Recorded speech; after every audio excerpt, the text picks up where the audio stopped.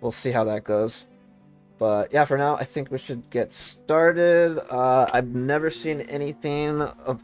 I literally didn't even see the PV, the CN PV for this. I didn't see the global PV for the story for this at all. So I'm going in like completely blank. Like, I don't know anything. All I see is the Miss Stranger's here. Arcana, Older Eagle is here now. We have like the main cast. So this is like main story, dude. So I'm like super excited for this. Um, but yeah, let's get started on Another's Sorrow. Um, Relation network. Oh, they're bringing this back, huh? And unless you like just, they're updating it for this current one. I see. I see. I see. Actually, what does her Psycube look like? An entering battle, if the character is an all-rounder character, counts as a character belonging to the Lingering Glow, Blood Tith, Dynamo, Inspiration, Conduit Burn. What the? Character gains attack plus 4% and max HP plus 4%. The character actively casts an incantation, grants damage dealt plus 1.2% to all allies. I always like it when you buff the team. Sign up to 6 times. Carries a beast character after casting an ultimate. Grants critical damage to all allies also. Oh, this one seems like it's pretty worth to level up. Especially if she's like on a lot of teams, right? It seems pretty good.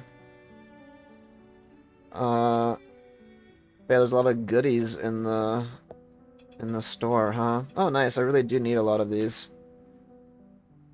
Need a lot of those. We do need those, and we do need these. More of these are always helpful, too. Okay, let's get started. Reckoning time. Before the dust settles.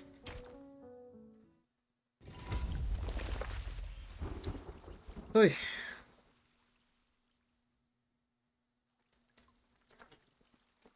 Hmm.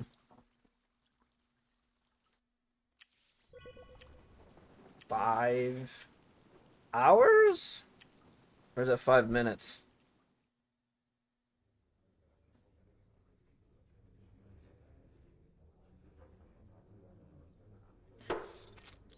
Courtroom? Order, order. Wait, we haven't seen her in a little bit. I remember seeing her. It's been a while. The gavel strikes with perfect momentum, not overly dramatic, but enough to serve as a warning. Correas? Question from the jury box yields to a penetrating silence. Once again, Mr. Creus, this proceeding is not an interrogation. But you are obligated to respond to the questions put forth to you by this tribunal. Now, please give a full account of your unsanctioned actions proceeding from October 1st, 1920 onward, following the 10th storm. I see. You are reminded that your testimony must be complete, truthful, and without omission. Our time is limited. Understood, Your Honor. Foundation officers and staff watch as he looks down at his prepared statement and begins to read.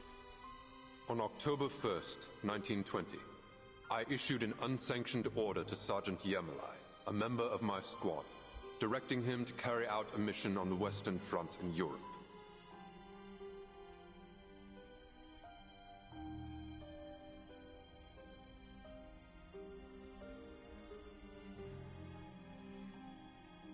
Okay. In addition, during my tenure as head of security in the Safe Zone, I instituted a frontline contingency plan without prior authorization from the Joint Committee.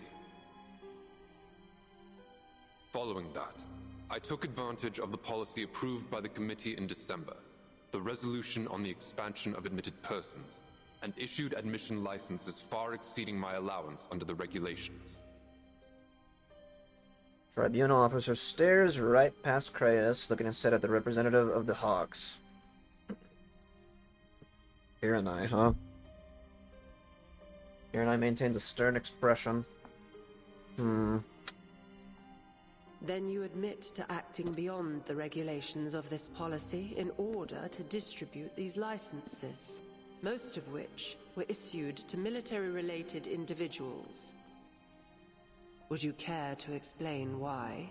I believed the Foundation would need them. Elucidate, please.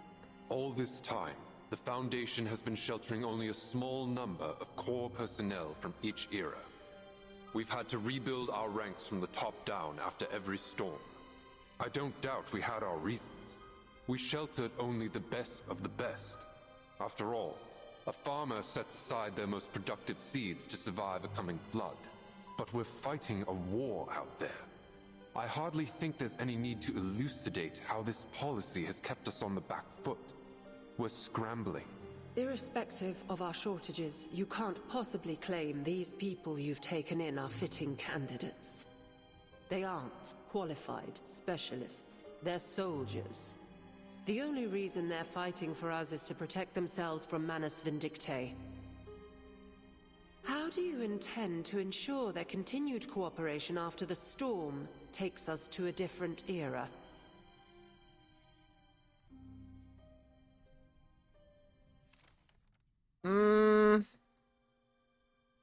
We tell them what they're fighting for. Every man and woman that fought in those trenches has already come to terms with the idea that they may never see their home again. All for the sake of a senseless war without any hope of an end. What better qualifications could we ask for? Would you state that as a matter of fact, or as your opinion? I speak from my own experience, Your Honor. Every one of us here has been snatched from our eras. We've all lost homes and loved ones to the storm. Yeah. I'm just trying to get as many thumbnails as I can. But the Foundation saved us and gave us a reason to fight. Not for vengeance, but for the future itself.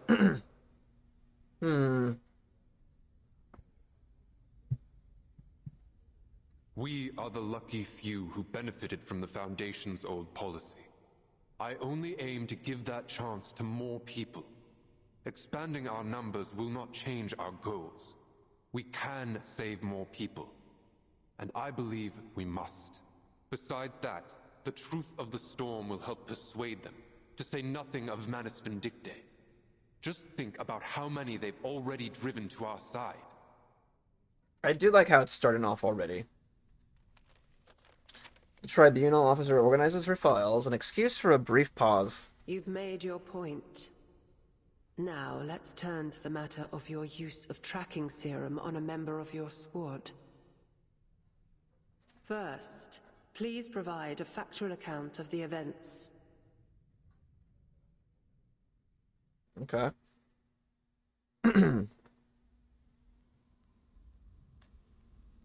I'll be keeping tabs on her from now on, Marcia. Even got a tracking serum. Creyas' order. Tracking serum? I won't run again. Trust me, I swear. I remember that. Mandrake extract taking effect. Subject calmed. Don't sweat it. Her vitals are fine. Give us the room, will you? We don't need any help with the injection.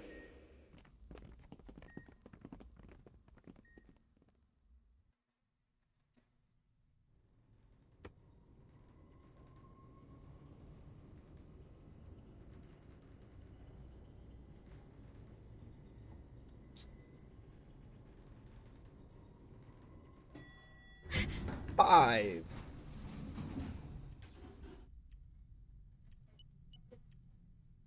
Elevator. The elevator's doors open, freeing Meryl from its cold, silvery walls. Is there something wrong, Meryl? I'm fine. Let's go, Miss Timekeeper. Please, call me Vertin. Yes, Miss Vertin. Just Vertin is fine. Oh, right. Vertin. Bitten. Her voice drifts downward as she stows away her ID card and copy of visitor guidance already on its upteenth edition. When her elevator comes to a stop, she seems only too eager to hop forward and out.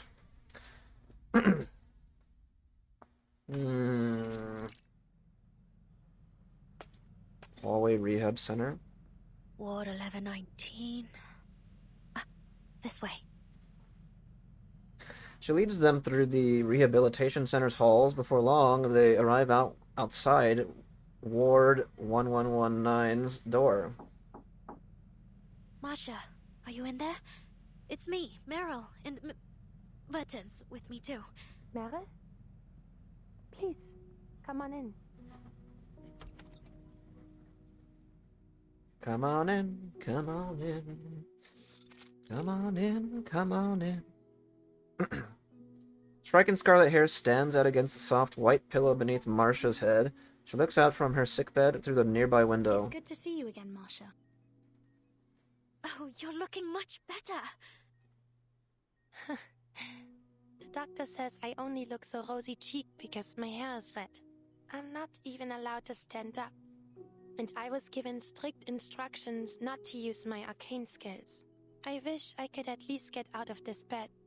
But I understand that would probably just make me a pain in the neck for the doctor. Best just to stay where you are then.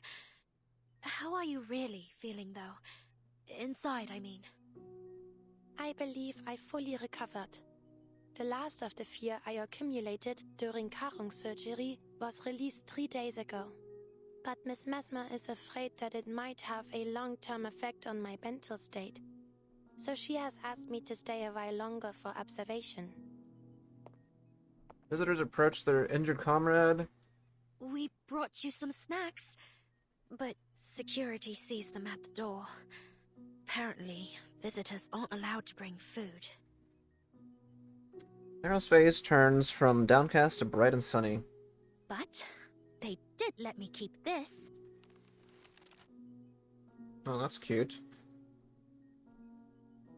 Plump bird appears in Meryl's palm. A bird? How cute. What species is it? I don't think I've seen such a bird before. I saw it in the Arcane Creature Keeper's travelogue. It didn't mention the species, though. Actually, I think it said that even the author hadn't seen it. The picture was just a rough reconstruction, so I improvised a few bits. Reconstruction? Are they extinct? Apparently. No one's seen one for over 40 years, so it seems like they're gone for good. What a shame. I hope there are some left out there. I bet the real version's even cuter. I made it from small bits and bobs I left at headquarters. One of them was a blueprint I drew during a maths lesson. It was supposed to be a flying model powered by arcane skills, but, that was a bit beyond my ability at the time. But, since my arcane skills have improved, I decided to give it another shot. I retooled the design, added a few new ideas, and ta-da! Go on, see what it can do. Oh, makes noises. Sounds. The animated bird flaps its little wings and leaps from Meryl's hand to the bed. It's amazingly lifelike. The arcane skill you cast on it must be sophisticated. Thank you, Meryl. I'll treasure it as if it were a sacred relic. She stretches an arm out from the blankets and places the bird beside her pillow. Somehow, the way it moves reminds me of you. I gave it all the healing incantations I could think of. Not sure if any of them actually work, though. Anyway, I thought it might keep you company while we're away. Burton and I have been assigned a mission at the SPDM. We'll need to go in a minute. Huh? They're sending both Team Timekeeper and the 12 Squad to the SPDM? Brief flash of surprise crosses her face. It's hard. No, not the 12 squad. I've been seconded to Team Timekeeper for the mission. It's hard to imagine someone like Yermalai playing chaperone at the SPDM. Oh.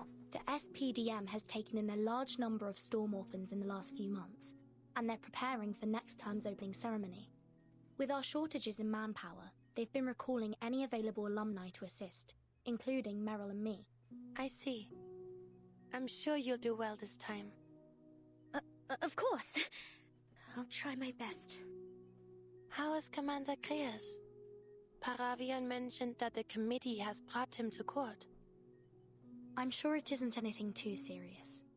I believe the committee only wants to collect as much intelligence as possible before the next storm. Yeah, that's why the squad members have all been reassigned. I asked Paravian and Yermalai to come visit you with us, but they were tied up. Looks like we'll have to wait till the storm ends before we reunite. The storm. Then the end of this era is coming. Yes. Yes, 4.0 is on the The horizon. Foundation has already begun recalling its staff, and you'll be safe here. The doctor said that as long as I stay in the rehab center, I won't feel a thing when it happens. But it's my first time braving the storm. Oh. Commander Kreas walked me through what to expect. He told me I would get used to it. You've each been through it many times now, right? Have you gotten used to it? No.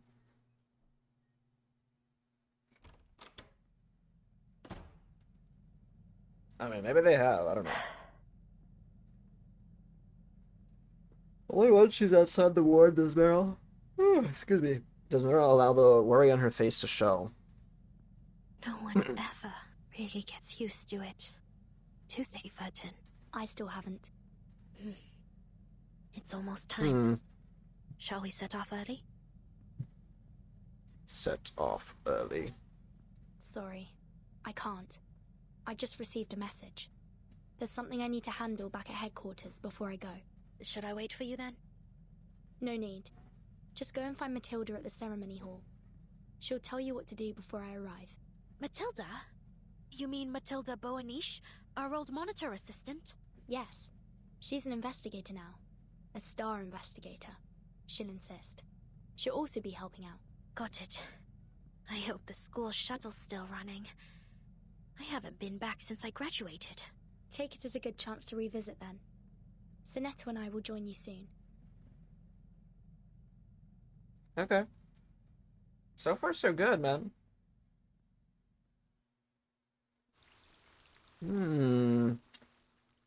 Yeah, not too shabby. The tension in the courtroom was definitely a way to start the whole thing.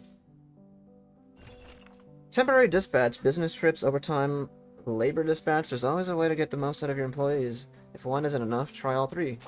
Hear the complaints. Complaints from a part-time guard. Honestly, if someone had told me that joining the Foundation would one day have me posted as a door guard, I never would have let that Kreas leave the Vigils Bureau. But it's too late now. You and I and all these fine Foundation employees will soon be standing at the door, plastering on smiles and shouting welcome. At the end of the day, this all comes down to Kreas and those hawks aggressively pushing that expansion resolution through. Ever since the Timekeeper announced the storm countdown, refugees from all over the world have flooded to the Foundation's doorstep, surrounding headquarters with no end in sight. Those lines stretch so far they could probably wrap around the entire Earth. Who knows how loose the Foundation's screening criteria are this time? If you ask me, if even a handful of those veterans turn out to be spies, the Foundation could be blown apart from the inside in no time. Kreas knows better than anyone what those soldiers are capable of, yet he's not the least bit worried about keeping them in line, just like he always has his ways of dealing with me and Blackbird. And of course, you, his little loyal dog, who doesn't need dealing with at all.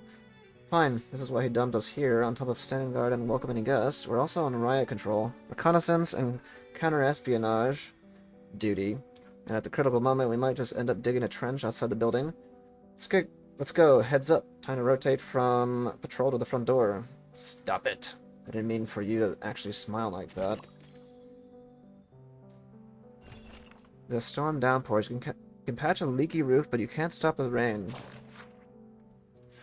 Pre-storm field observation reports. According to field reports submitted by Marcus, Semmelweis, and other operatives across European branches, locations marked as critical points of time are now scattered across Europe in the current historical period. Both their number and distribution far exceed anything previously on record. This is a turbulent era. The territorial and political disputes left by the war have Europe redrawn its map in blood and paperwork, while many nations are still rebuilding. Famine, unemployment, the lingering effects of influenza, and other post-war wounds pervade everyday life. Rebellious movements like Dadaism,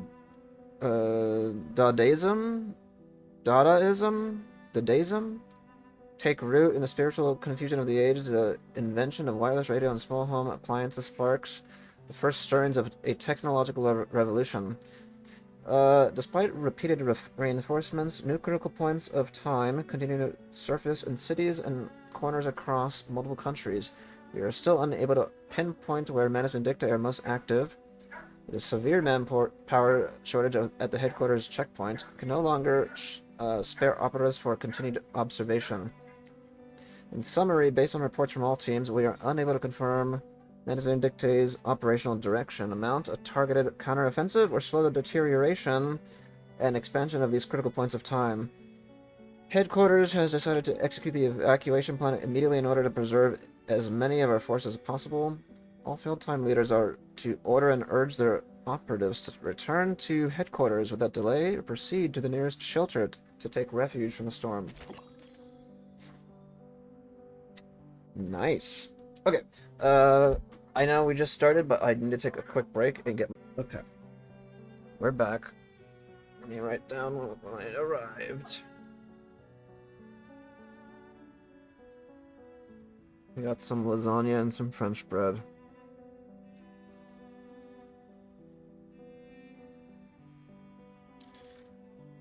Okay, let's continue. Homecoming Day.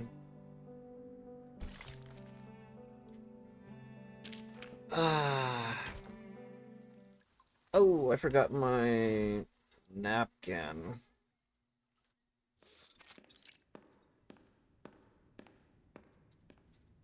Paravian, Yermalai, front and center, please. Give me one moment. I'll be right back. I need to get my... Okay. Now we're back. Now we're back.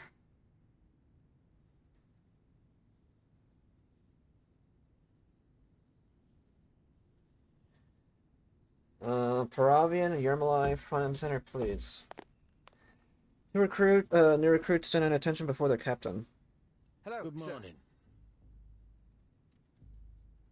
You two are from the 12 Squad. Got nowhere else to go, huh? Sorry about your boss. Anyway, welcome to the first squad of the Pre-Storm Quick Reaction Force. I'm Captain Osborne. I'll be your supervisor until the storm is over. I don't believe you two are acquainted with our storm reaction protocols, are you? No. This is our first mission here. What are our responsibilities, sir? Our primary duty is to provide security for the Foundation's personnel admission process.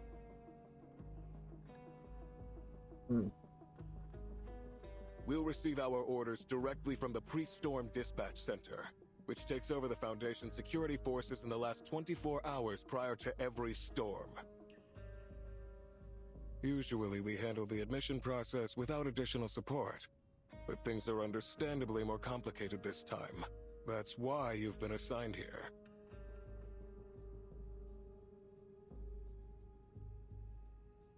Well, I wasn't expecting a vacation. Good to hear. Now follow me. I'll fill you in along the way.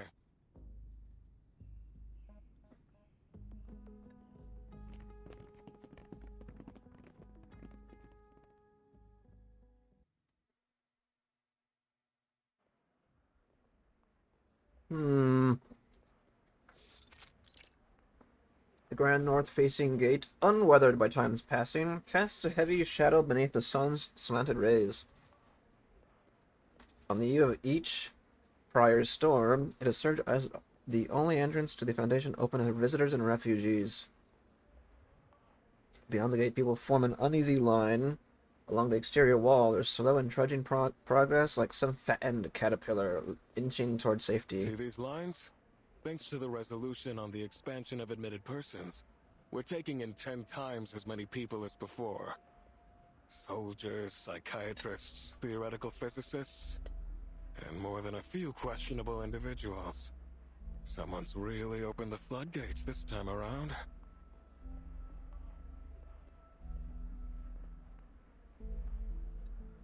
Most of them don't even know about the storm yet. The Foundation's given out the usual excuses for our sudden invitation. But with all of these new faces, this is a prime opportunity for the Manus to infiltrate us. With so many looking for an escape from this war, it wouldn't be difficult to coax them into doing their dirty work. We've set up a security checkpoint here. Your job is to guard it, and stop any unauthorized access to headquarters. And what if we find an unauthorized person? What's the protocol? Should we hold them off to a cell? Of course not. That's just what they'd want. An opportunity to cross the storm safely. Send them away, and make sure they don't come back. But anyone we send away will die in the storm. Can't we just... Those are your orders. We can only admit those who are already authorized, and there's no time to run background checks. Showing any mercy, no matter what the sob story, could put everyone in danger. You let one man in, and a second will follow, and then a third, and a fourth, and before you know it, it's utter chaos. We don't have the manpower, nor the space to deal with that. Paravian opens his mouth, only to feel a tug on his shoulder. Yermolai's grim expression conveys the point wordlessly. Understood, sir. Paravian and I won't have any trouble following protocol. We'll do everything as ordered. Express gratitude, salute, and see them off. Never disturb the lives of the registrants. Right? Good to know at least one of you understands. The Foundation is like an ark, sailing the flood. The only way we'll reach land again is through strict order. Let me in! Part of the entrance erupts into a flurry of shouting and shoving. Captain Osborne's face remains stalwart and professional as he scans for the source of the commotion. I expect to see plenty more where that came from. We already stopped 3 of them before you got here. You can't just leave us out here to die! What are you all looking at, huh? The Foundation's only letting you in because they think you're useful. Your families are still going to die, just like the rest of us. Gentlemen, please get rid of him before this escalates.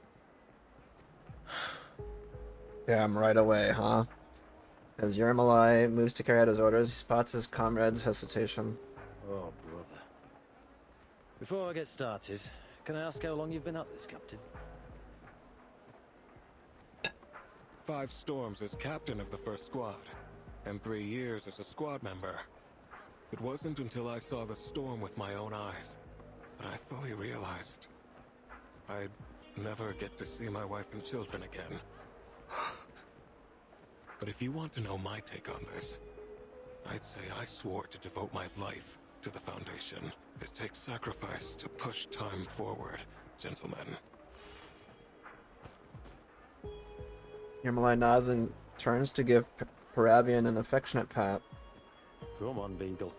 Let's take care of this, lad.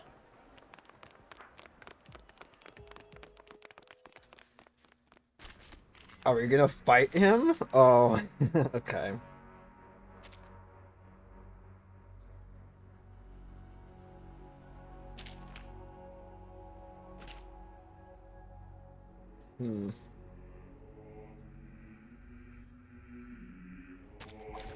Greetings. I'm gonna like let it auto. I'm not gonna lie. While I'm eating. One of my fledglings. Time to fly. Close your eyes. This should do the trick. Our blood will burn.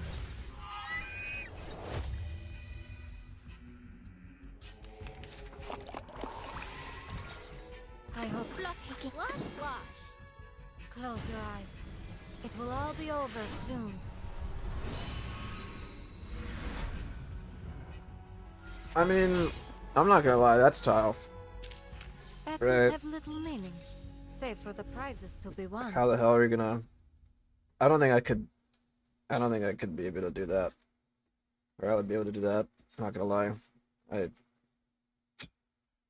be able to, like, send people away to their deaths. And I've always thought of, yeah, like, the foundation, or the facility and whatnot, like, actually as an arc. Because it's kind of like what it is, right? It's that, man.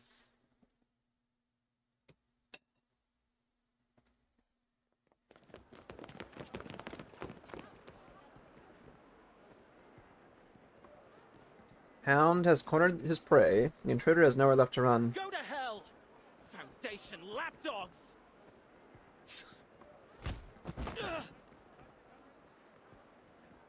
Kick from behind sends the intruder stumbling to the ground. Please! Don't kick me out! Leave him to me. Now back to your positions. Understood. The whales in commotion give way back to quiet order. Yermalai approaches, Paravian blocking his view of the scene at the gate. Let's get to it. You know what to do.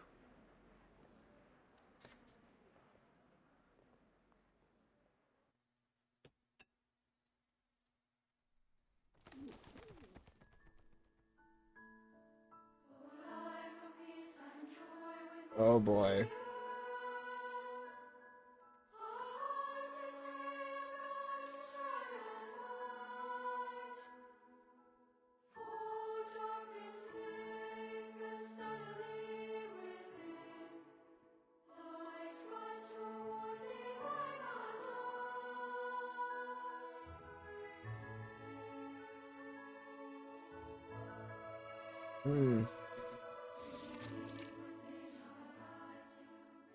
SPDM. So is a Vertin a teacher now?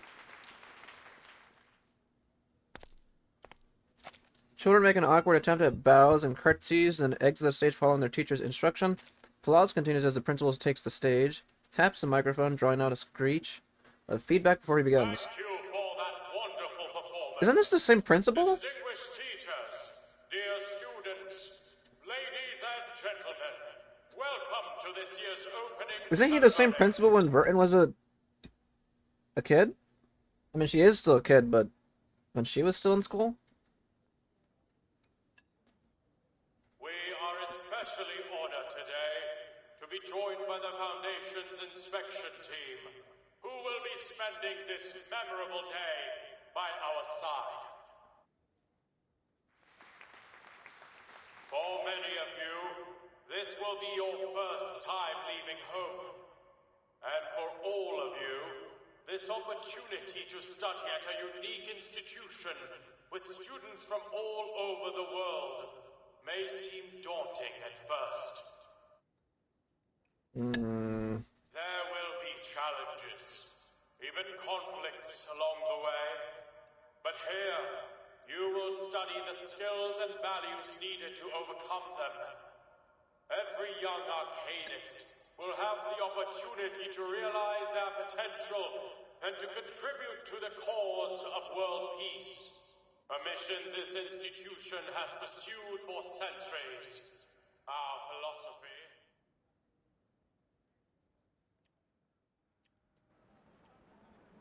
Loudspeakers carry the principal's speech across the campus, same as ever. Tilda leans against the guardrail, finding her eyes drifting over and over to the time. Bertin said she and Sonnet would be a tad tardy, I know, but where is that assistant she said would be here? Ugh, that same old speech again? I bet that old fogey wrote it before I was even born. Matilda! Flash of purple squeezes out from the sea of white uniforms. Meryl, you're the assistant Vertin sent? Shit! What took you so long? I've already been waiting for 34 minutes. Sorry. You wouldn't believe how crowded the student entrance is. Took me ages to get in. The student entrance? You're not a student anymore, Meryl. You were meant to go to the staff entrance. They would have let you in right away. Oh. You're Wow. right. I should have known.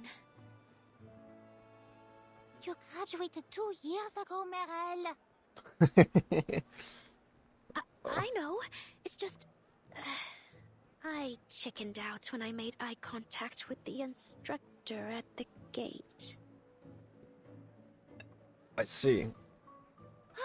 Never mind. It's not too late to start our mission. Right, about that. What is our mission exactly? To maintain order on the campus and deal with any and all threats during the opening ceremony. Isn't that the guard's job? Well, yes, but... we need some privacy. Follow me.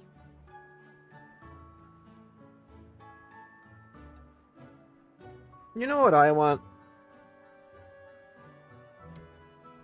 If they're starting to make, like, different variants, alts, or I guess people are calling it SPs now, special characters, I've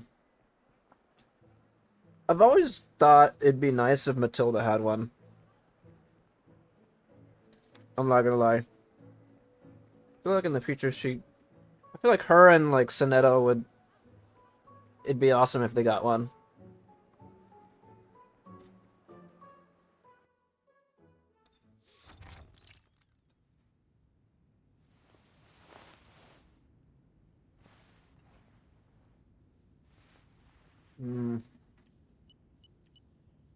Tilda inspects the classroom. Only once she's confirmed it to be empty does she speak albeit cautiously. We can't let the students know about the storm. I am certain you remember. I was just thinking too, wouldn't it be super sick that once, like, you get all the dupes for Matilda, like, they actually have a plan to where, like, oh, it upgrades to, like, the SP version. The alt version. That'd be sick. Or the other alt version comes out at the same time. Is what I'm trying to say. I suppose you know this better than I do, but many children have lost their parents to the war in this era. Therefore, the SPDM has taken in a great deal more Arcanist orphans than ever before. The intake this year is so large that the staff can hardly handle it. I see. No wonder everywhere feels so crowded. Alors, you've seen for yourself how order is barely being maintained, even with all the guards on hand. That is why the SPDM has requested some alumni from headquarters to assist. Still, we have a more important mission than just maintaining order. That is, to inspect the shelter doves around the campus. Looks out the window, which offers a clear view of a nearby watchtower at the corner of the school's walls. Meryl follows her gaze. It's a familiar sight, the same watchtower that stared down at her when she was a student here. You mean those things installed on top of the watchtowers? Are you sure we're allowed to touch them?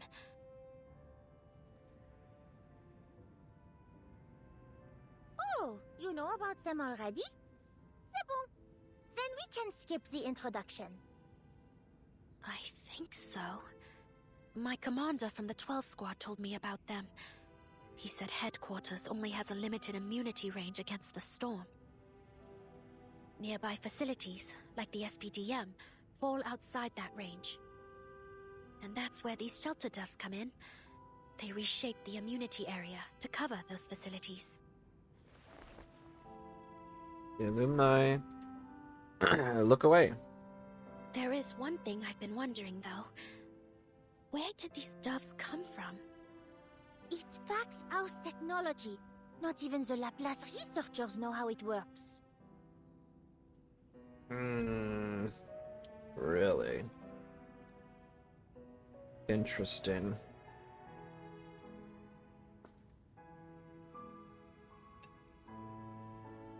But if we don't know how they work, how are we supposed to inspect them? Ordinarily, the Pax House sends an inspector to check on their status.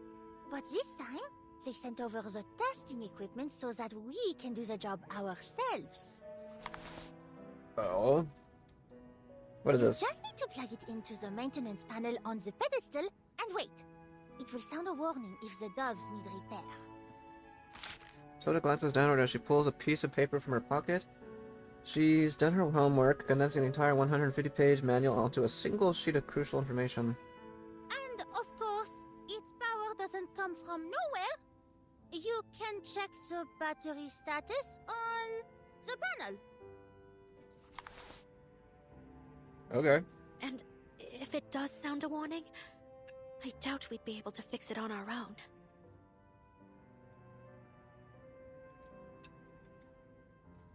In that case, replace it with a backup dove and report the malfunction to headquarters. Someone will take care of it. There are backup doves stored in the air raid shelters beneath the watchtowers, except the central one. That shelter is closed for maintenance, so its doves are stored near the top. According to the maintenance logs, we shouldn't have any problems, but we still need to inspect each one of them. So it's just a routine check then? I don't I think know it so. sounds a little dull, but the safety of the entire campus depends on us. Now you understand why they turned to Matilda, their most reliable investigator and former monitor assistant, to bear such a great responsibility. Hello? Hello? Miss Matilda, have you met the other member of the security assistance team? Yes, she's here with me now. Any luck finding the missing student Miss Vogel talked about? Well, about that. I followed the instructions of your divination to the classroom building and dorm, but there was no sign of him at all. Oh. And I received a new message from Miss Vogel. She said there was another student missing during the attendance call at the opening ceremony. Oh my god.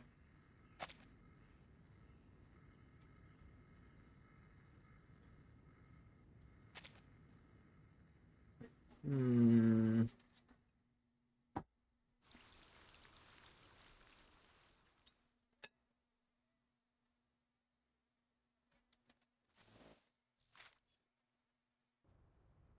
Okay.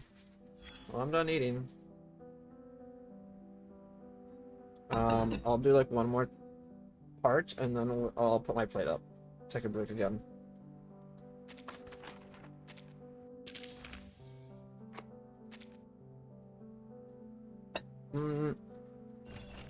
Getting worse. The more you try to hide something, the more curious people become. Oh my god. I'll read it. Let me finish eating my food.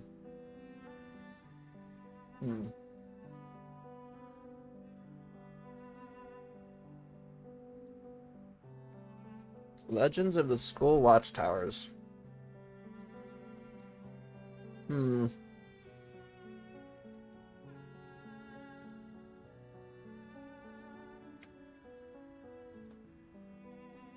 Okay.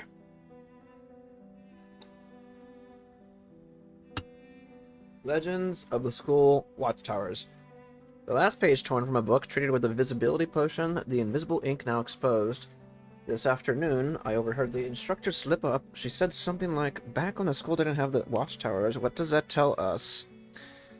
Those 5 towers are no ordinary structures. They were built for a reason. Our earlier suspicions just might be right.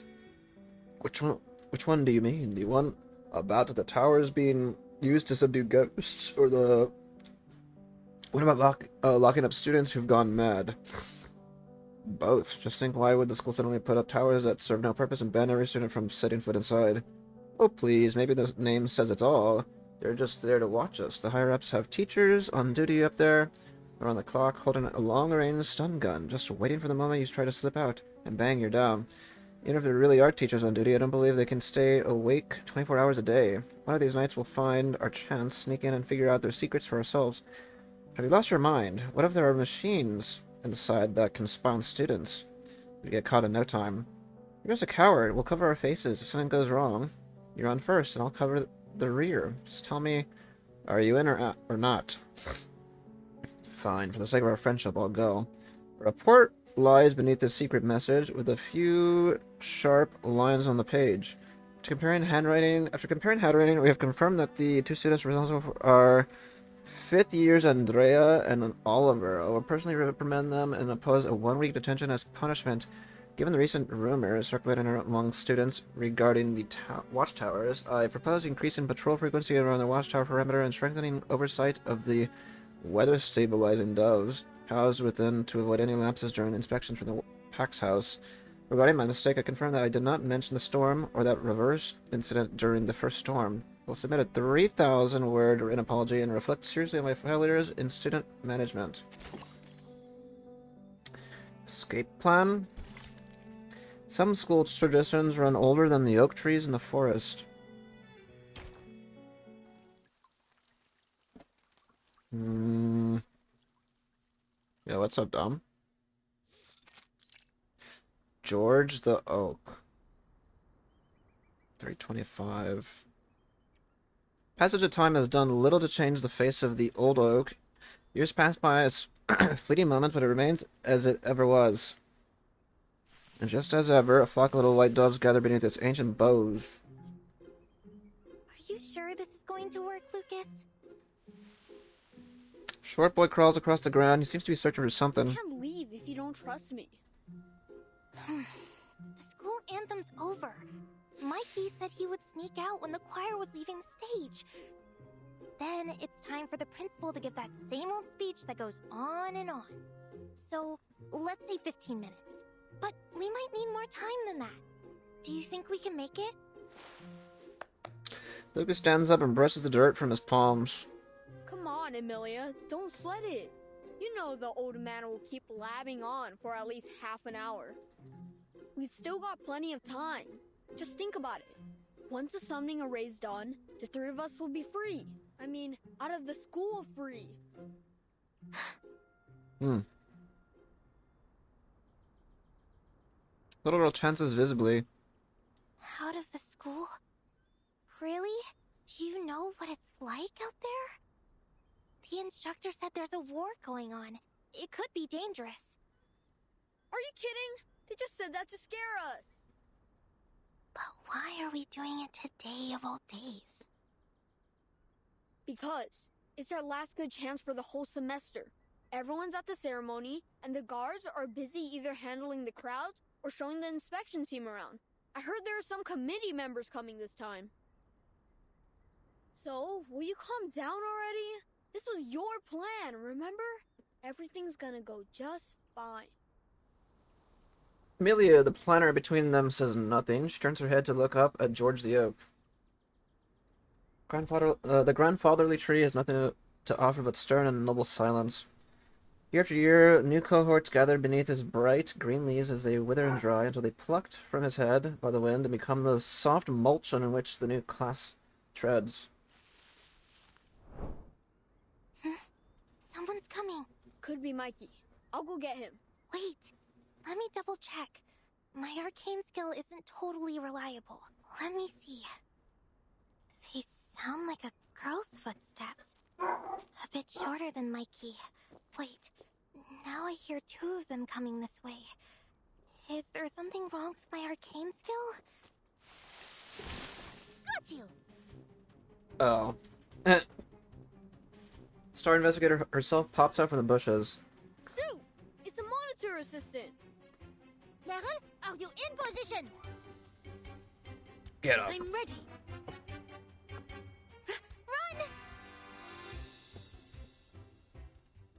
Run! Okay. Dang, we're battling the students? Okay. Anyone queasy seeing We're blood? actually fighting the students. Stop! You will not be getting away from me! I need your help, Merrill! Copy. But go easy on them. They're just students. Okay.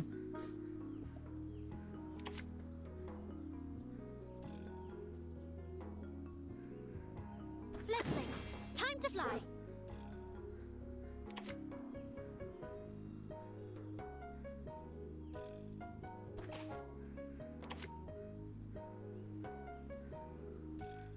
One of my best moves.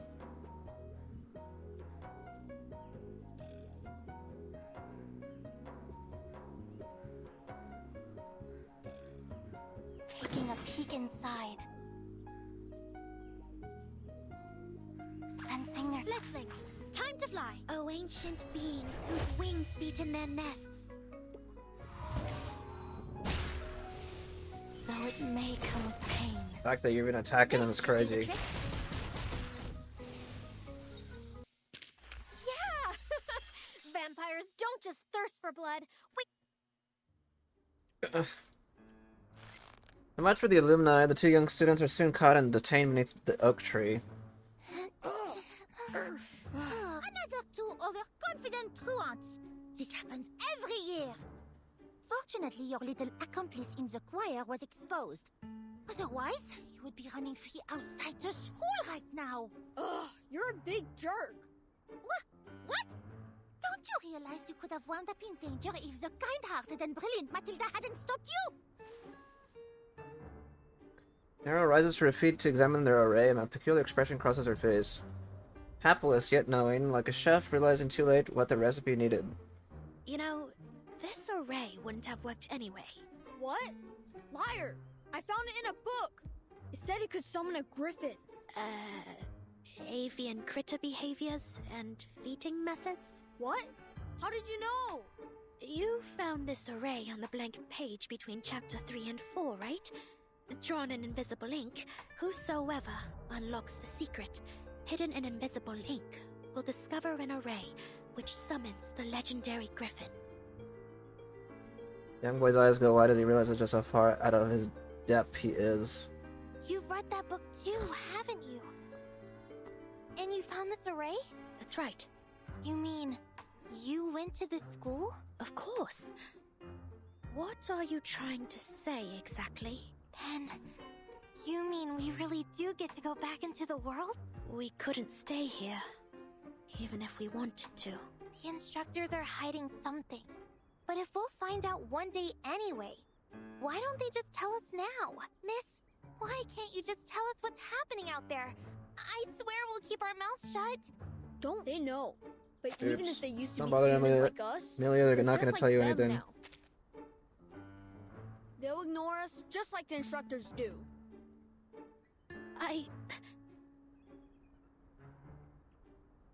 Face flushes, terrible secrets threaten to burst from her lips. War. There's a war raging out there. Honestly, I wish I could stay here at the school where it's safe. And that's not even the worst part. That must be them. This way. Hurry up. The instructor arrives flanked by school security guards, disrupting their increasingly dangerous conversation. Lucas! Emilia! What do you think you're doing out here? Unbelievable. You're both spending the rest of the day sitting in the guardhouse. Take them away. No. No! There's worms in the walls of that place! Exactly. Those Shamirs are there to give you troublemakers a lesson. Move it, you little terrors. No more tricks. I'm watching you. Let me go! Flustered instructor regains her composure and offers the security assistant's team a polite smile. Thank you for your assistance, investigators. Rest assured, I'll be giving these two a much overdue lesson on following rules and procedures. You are most welcome, instructor. Of course, we could escort them to the guardhouse if you'd like. No need for that. I'm aware you have more important tasks to do, while the skies are clear. He sees the little doves by their wings and escorts them back to the safety of their cage. Hilda and Meryl stay in place, exchanging a look of resigned acceptance, powerless to change things as they are now. These students are too young to handle the truth. They don't even know they're from different eras. Could you imagine what would happen if we told them about the storm? I do understand. I mean, I know the school's only trying to protect them, but their punishment still seems a bit much. Which is why I, the great Matilda Boinish, will be changing things as soon as I gain power in the Foundation. I But see. for now, let's keep our eyes on the mission, no? There's no time to wait No. for Sonnet to Unvertin. The nearest watchtower is the one in the northwest. Let's start from there.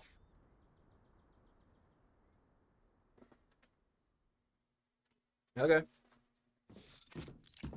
Top floor, northwestern watchtower. So, this is the shelter dove. Girl stands beside the blast door, looking frozen stiff from head to toe. What are you doing standing back there? Come on, I'll show you how to use the tester. What? I thought you said you never used it before. Perhaps not, but you underestimate Matilda la Magnifique. I already figured out how to use it well in advance. Oh. Okay.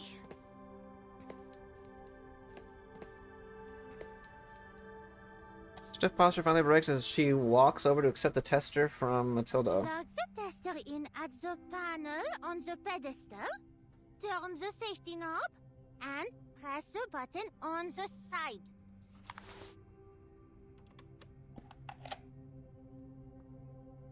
The safety knob. Am I turning it the right way? Slight buzz emerges from the device. D'accord.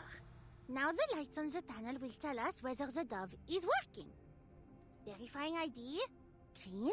Power status. Green. Immunity area. Also green. Good. Stellar. Superb. Red. She withdraws the tester with satisfaction.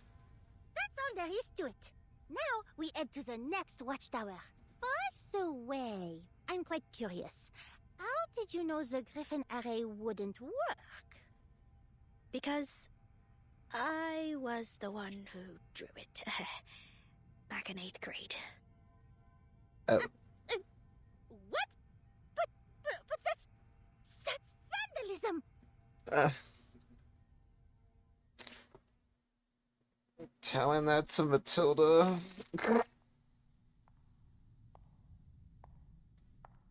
3:20. 3 hours and 13 minutes. Long corridor is like a riddle whose end connects to its beginning. It loops around the committee building, linking various floors and rooms with meticulously designed stairways. Somewhere within that winding riddle, Sonetto comes to a halt. Is there something wrong, Sonetto? Soft words sound louder and sharper in the empty hallway. The bustle of the Foundation's pre-storm activity hasn't yet reached this corridor. That courtroom we just passed. Mr. Creus is in there answering the committee's questions. It was his information that led us to the Amber Room, and to Beregrad. I'm just concerned. The Foundation hasn't quizzed me on anything since I submitted my report on the Dawn operation. I would be in there right next to Creus if they wanted to investigate us as well. I see.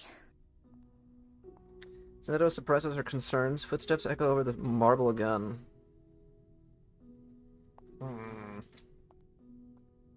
Here it is. Let's go.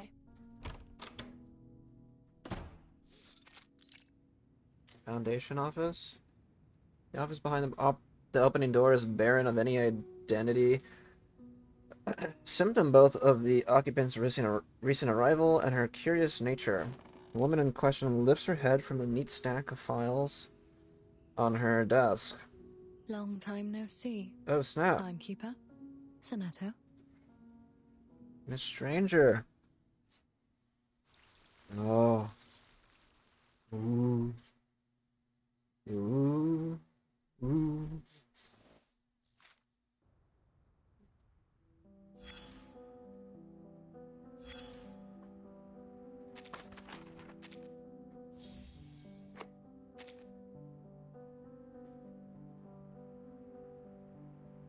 Such a lovely day, isn't it? Wi-Fi's ass today? Oh shit. That sucks, brother. These noisy children are soon going to be locked behind the school gate. And I will say goodbye. How's it going, to dude? you. This war will be over as long as I close my eyes. It has lasted far too long. We're checking out the new... we're checking out the new update, or reading the new story, or the main story for Reverse. And after this, we're gonna play some Arknights. This war will be over as long as I close my eyes. It has lasted far too long. Finally. What are you doing standing around? Aren't you heading to school? Go on then. Children your age are supposed to be learning and playing. College then. Get yourself a doctorate at least. At least? Haven't you realized how precious peace is after coming back from the battlefield? Make your life count. I'm going to take a nap. Now go and find something to keep yourself busy. Take a look at that tree. I think it must feed on the escape plans of students like you. How else could it grow 2 inches taller every year? I imagine it might even serve as something of a secret hideout for them. But I wonder if anyone ever bothers to visit it again after they leave. Likely not. A once beloved place, all too quickly forgotten. Do you know why? Because they are too afraid to face the difficult truth that they wasted the most carefree days of their lives trying to escape from paradise into hell. And now there's no power in heaven or earth that can send them back. You'll end up just as pathetic as them. Damn. Unless you can go back there and prove your courage. You won't have anything like the fanfare your French classmate received. She was proud as a peacock when she walked through that gate. But you'll not chicken out, will you?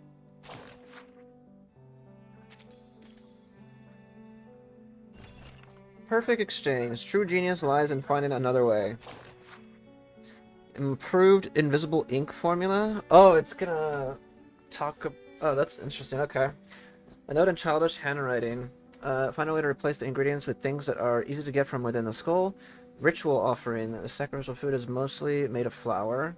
Maybe a handful of dry pasta will do the trick. Roaring root. Fortunately, this main ingredient can be found right here at the school. Spotted a few growing near the tree roots by the lake last week. Spell calls for milled magnesia. Some salt from the canteen should work. Trembling tooth. Theoretically, these should be molars from small to mid-sized omnivorous arcane animals, but judging by size and pneuma content, the baby teeth collected by Miss Tooth Fairy, the clinic might be the best option. I could take cold showers for a couple of days, and if I get sick, I'd have an excuse to visit, but should I ask her directly or just quietly still one? Are you saying that someone... Wait, Meryl? Are you saying that Meryl, like, did all that stuff? Huh?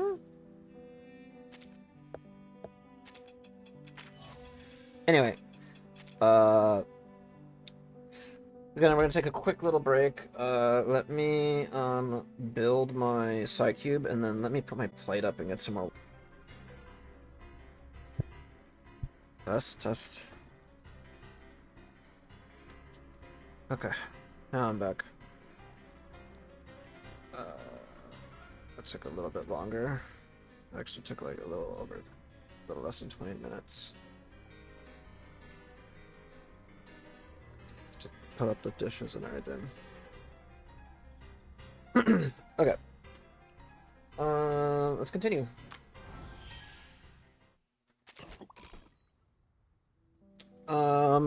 Part 4, the Cube Researchers. Only by opening it can we know what's inside, but should we really?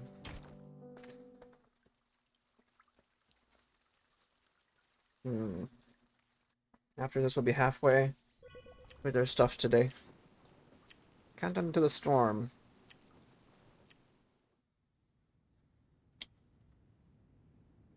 You still look pale, Miss Stranger. Well enough to get back to work. Thank you for your concern. Though, before we exchange any more pleasantries, shall we allow this researcher to finish her job first? See. She glanced at the other woman standing in a corner. Hello, timekeeper. You're as punctual as ever, right down to the tick.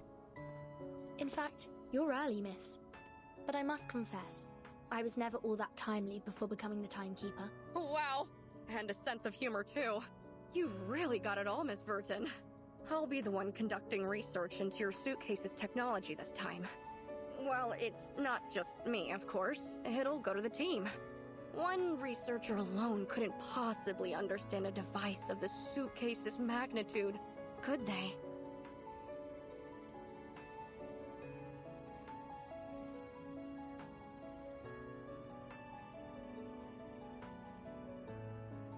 So, has everyone moved out already? Yes. They're all in the Foundation's guest rooms. I've checked every nook and cranny to ensure no one was left behind. This year's suitcase inspection just so happens to fall during the storm. Perhaps Timekeeper will be able to take a vacation. Following protocol, the technicians takes the emptied suitcase. Thank you for your cooperation. I'm sure this will help us learn more about that mysterious spinning wheel. He holds the suitcase delicately, almost reverently. She stares down at it, and then glances up again as if weighing unspoken words on her tongue. Anything else I can help you with? Timekeeper. There's something I'd like to ask you about. Kind of a private matter. About the Amber Room. I heard you went through some kind of time distortion in there. Is that true? Yes. It was exactly as I wrote in my report. Time distortion. If only I were assigned to research that. What could be more fun than studying time itself? Visible excitement is contained, if just barely, by concern for the marvelous device she is holding. Not to knock working on the suitcase, I suppose involves the study of space. Space or time. I wonder which is deeper. You know, you're a real gatherer of mysteries, Timekeeper. Actually, you're kind of a mystery yourself. I don't know what I'm saying. Sorry for the blabbering. I should really go. Tactical map. I haven't been clicking on this at all. They're all at the Foundation. Well, I'll get the suitcase back to you in a few days. A week at most. Please plan your schedule accordingly. Goodbye, Timekeeper. She nods, causing the light to reflect off her sleek mask, then makes her exit.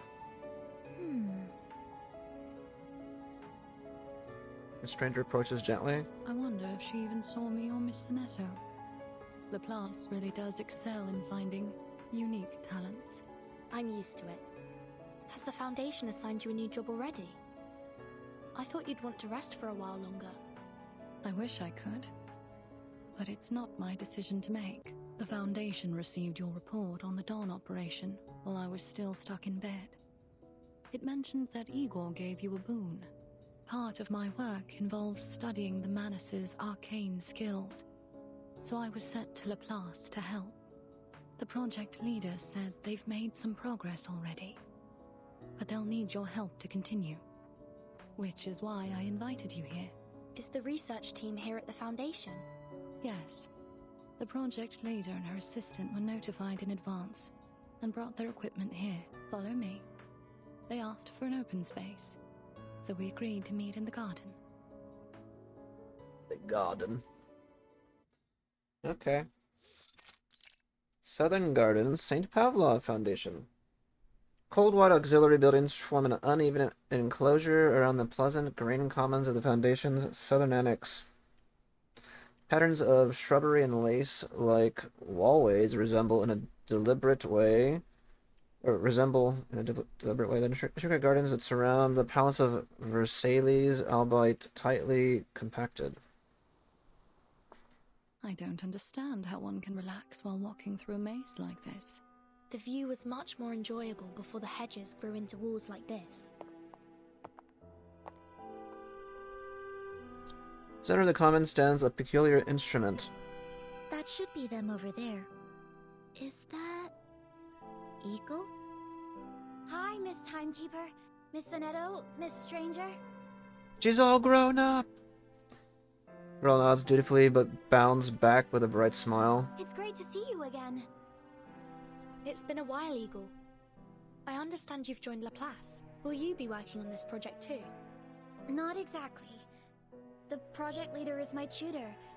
I'm just here to help with a few things. She's Hello, Timekeeper. It's truly an honor.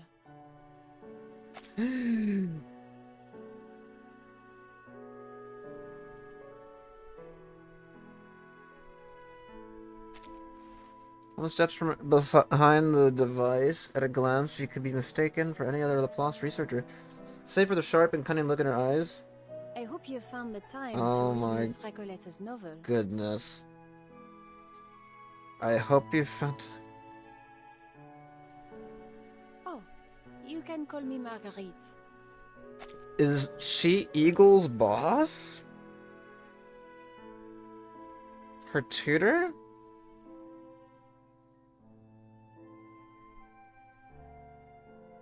What?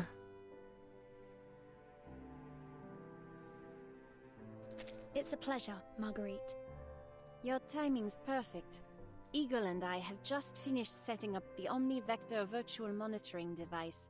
We're ready to start the experiment at any time. Presents the device to them with a look that reveals both anticipation and calculation and a single dangerous smile. Please, take a seat, Timekeeper. You're about to experience quite the adventure. Wait, Miss Marguerite. Would you mind explaining what this Omni-Vector virtual monitoring device is before you start? It's a Chaos System Omni-Vector quantitative analysis and spatiometric virtual sensory monitoring device, Oh my to be god. precise. Based on what we know about this cube, it'll go through unpredictable changes in the near future. So, to keep it under control, we must... Yes. Judging by your faces, I think I haven't been clear enough. Allow me to make things easier for everyone. Using the data I provided, the research team has decoded the arcane skill Manus Vindictae used to stabilize the shell of the boon, allowing us to access what was held inside. It was trivial, really. All we needed to do was listen. So you're saying I can use this device to hear what's inside the cube? Exactly. I know it isn't quite correct to call it a monitoring device, but language itself is an exercise in uncertainty, wouldn't you say? Given that the cube was created by Arcana, a less direct but safer method of exploration is probably for the best. As it happens, I already attempted to listen to the device while setting up the system. As soon as the first blast of sound reached my ears, I was hit with a wave of dizziness and briefly fell unconscious. Symptoms that closely resemble what I experienced when you secretly invited me to the lake in your suitcase. It's likely, Vertin, that you are the only one able to remain conscious while listening to the device. And don't worry, Eagle has already booked a VIP room for you at the rehab center, just in case. I see. Well, I suppose there's only one way to find out. The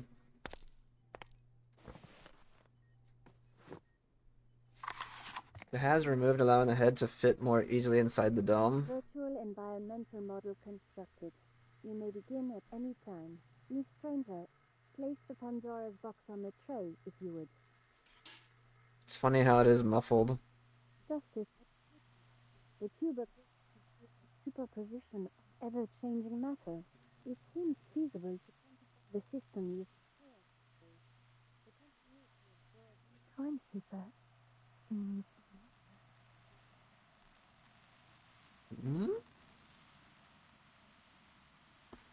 We're summoning more characters? A 6-star? No hat Vertin. The ringing in the ears fades and will be replaced by the wailing of the device's alarm. The machine is smoking. Did something go wrong? Timekeeper, are you alright? I'm fine. My ears are ringing, but that's all. The hat is put back on, concealing still spinning eyes beneath its brim. So you were able to withstand whatever's inside the cube as expected, but it looks like our monitoring device wasn't. The overload of chaos data caused it to break down, though it should have been fine under the protection of the Apeiron scroll. Eagle diligently jots down notes as she provides a full assessment of the damage. Did you hear anything during the experiment? I did. But I don't quite know how to describe it. It was almost like the sound of sinking quicksand. I think I've made contact with similar powers before. I'm not sure what it is, but I know it could be very dangerous. Then Miss Stranger was right. It could be risky to break the shell before we find out what's inside. It's still an option worth considering, since we've gotten nothing from the monitoring device. The power to summon characters. She lets the undertone of excitement bleed into her voice intentionally as she focuses her attention on the artifact. Well, Timekeeper, shall we open it? No, the risk is too high. Shame. Anyway, if you change your mind... Produces a capsule-shaped item. Use this. Our virtual neighbor came up with this capsule while we were working on the monitoring device. It activates with a simple incantation. It'll take about 7 seconds to dissolve the shell. After that, who knows what might happen. I'll teach you the incantation later. It's easy, as long as you pass the SPDM's 9th grade arcane skills class. Talk about 9th grade, except...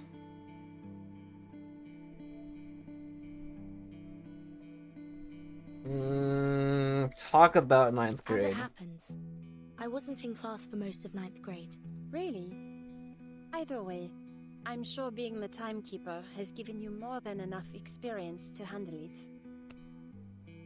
Margaret hands over the capsule with a practiced smile.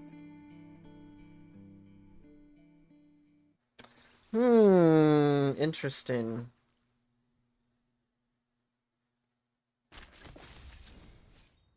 Fear and courage.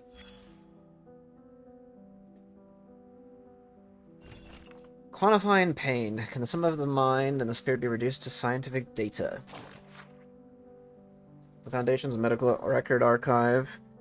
Classification high. Patient codename Moth. Is that Miss Stranger? Let's talk. Or who's... Medical record examination reveals that the patient has having returned from the Antarctic operation performed repeated identity overwrites.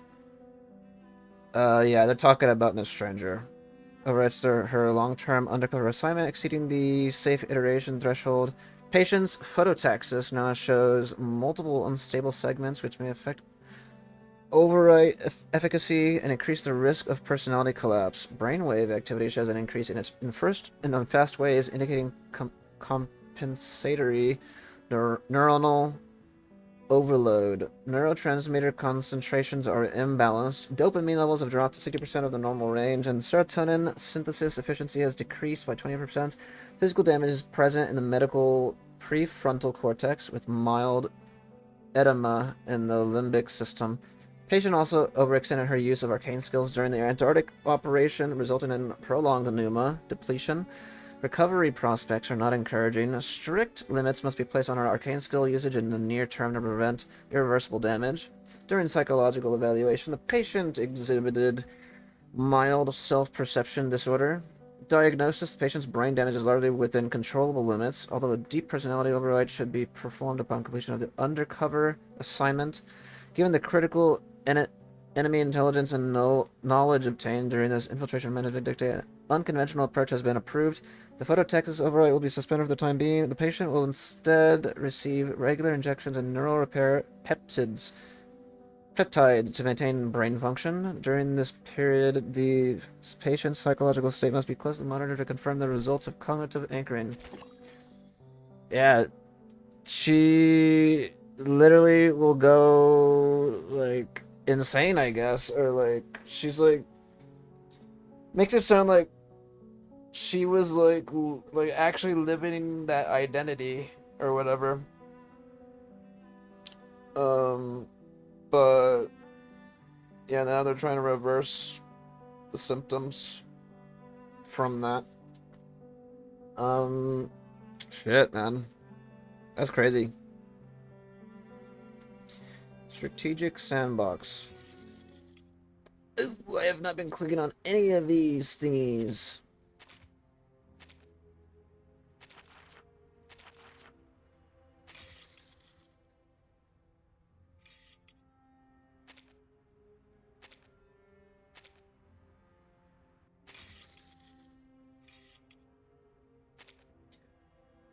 Reyes.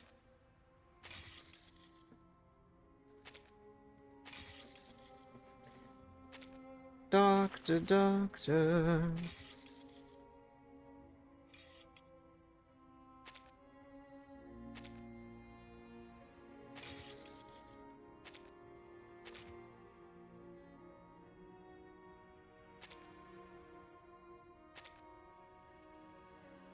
Oh.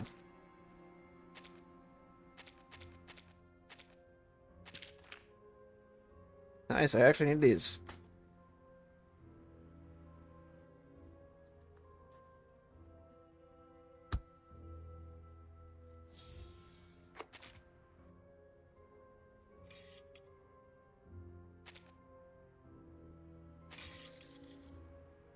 Come on, come on.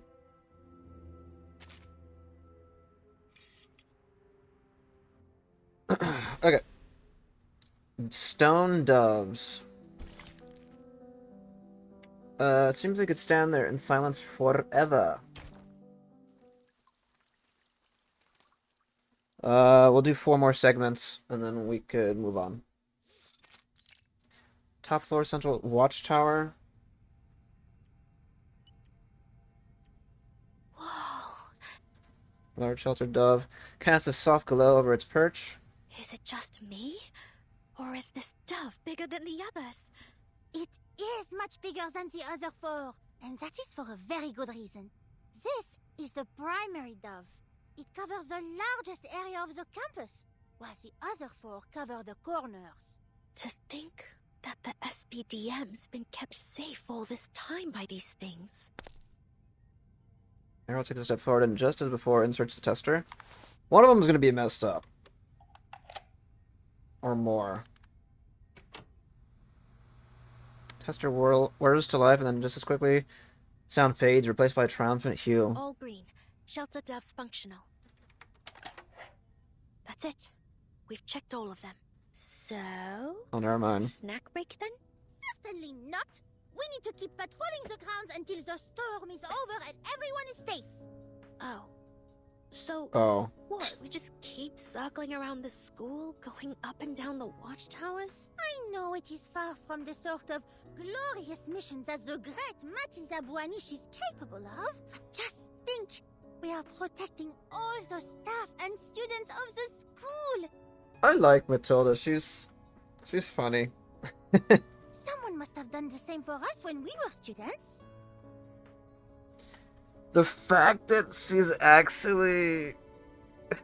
What's it called? Dude, she's nothing like her mom. She's nothing like Beryl. Someone must have done the same for us when we were students. Yeah, I get it. Unless Beryl was like that when she was a kid. Chuckles to herself. I shouldn't complain. I'd much rather do this than fight on the battlefield. And the snacks here are better than the MREs, that's for sure. Chocolate? She pulls 2 chocolate-flavored energy bars from her pocket and offers one to Matilda. We don't have to hide them from the instructors anymore. Oh, thank you. I suppose it is inefficient to work on empty bellies. For a moment of hesitation, she reaches out to take the bar. Butterberry flavor, only produced in the 90s. I guess that makes them a little old, but they should taste fine. Ignore the packaging. I swapped it out to avoid leaking time period info. Quite, thoughtful of you. Allons-y. Remember to lock the blast door, in case any students end up wandering around near these restricted areas. Yes, Lavender? Miss Matilda, could you go to the southwestern watchtower right now? What's wrong? There are some strangers at the school gate that are staring in its direction. Strangers? What do they look like? They're all adults, and they aren't dressed like the instructors or security. Please stay safe, Lavender. Meryl and I are on our way. Oh. Southwestern watchtower perimeter. Over here, Miss Boanish. Miss Vanderveer. Lavender pops up from behind the bushes and waves the pair over. Is there anything else you remember? It looks like they might have come from one of the nearby towns. Not sure what they want. Should I call security? Toto and Meryl exchange a glance. It's best that you leave for now. The security assistance team will take over from here. But I can help, Miss Matilda. I'm certain you would. But students are not allowed to make contact with outsiders. But Never mind. You're right. The monitor director said she wanted to see me in her office anyway. Off you go then. You know how much she hates waiting.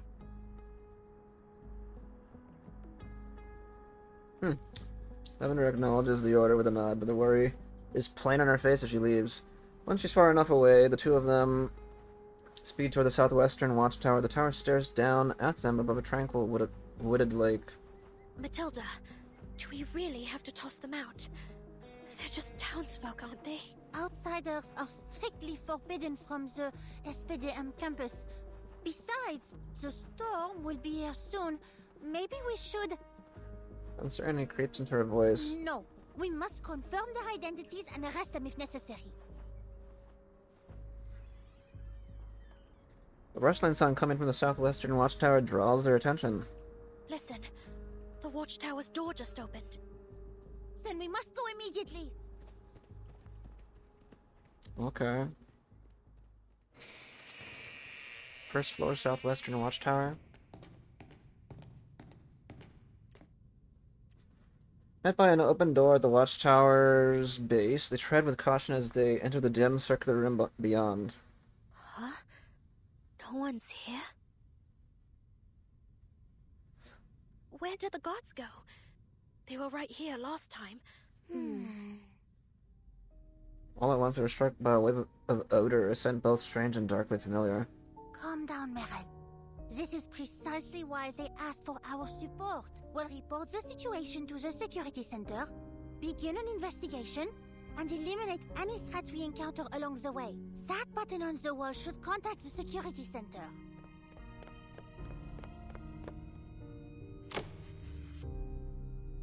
Very confident she reached down and pressed the button without a moment's pause. It's not working. They're trying to sabotage someone. They're trying to let him in. Oh no, my communicator doesn't have a signal either. Pressing the Meryl pulls her communicator out and touches a few keys. Oh. But this alarm is directly connected to the security center through an underground wire. Its signal can't be blocked. Unless someone cut it. Intruder! Get down! Oh.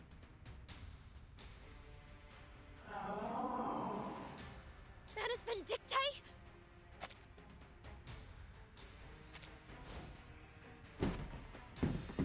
Meryl looks around and sees a dark figure descending the steps. Even more shadowy figures emerge and rush downstairs behind it. Stop!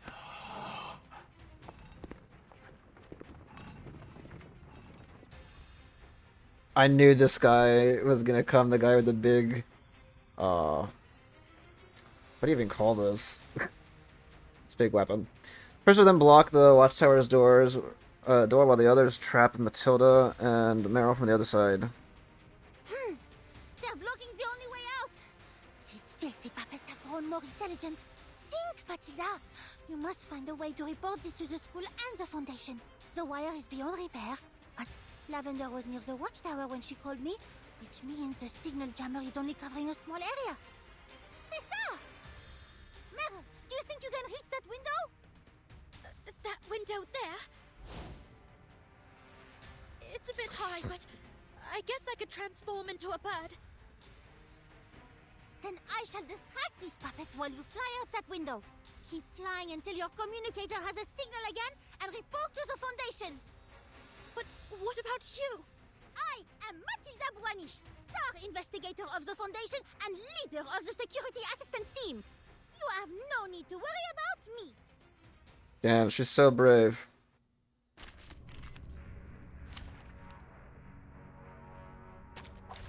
There, it's our time to shine. So, that dummy book actually helped you learn how to shapeshift? Dummy book? Oh, that! You remembered it?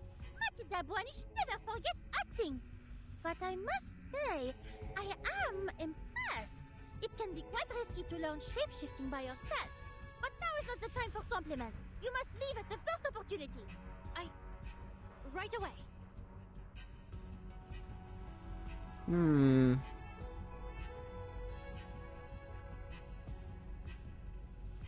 Fledglings, time to fly.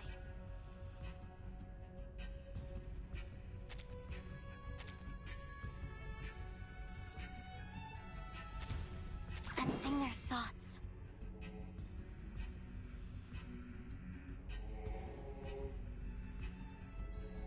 Taking a peek. One of my best moves. Oh, ancient beings whose wings beat in their nests. The path will become clear, though it may come with pain. A flurry of arcane skills. Won't be fooled.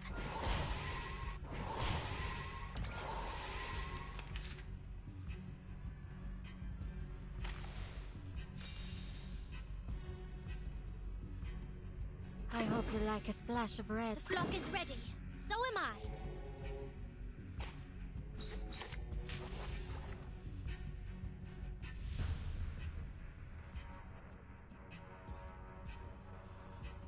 Agreed.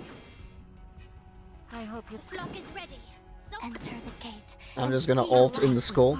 Close your eyes. You just see Nautica appearing. God. Oy.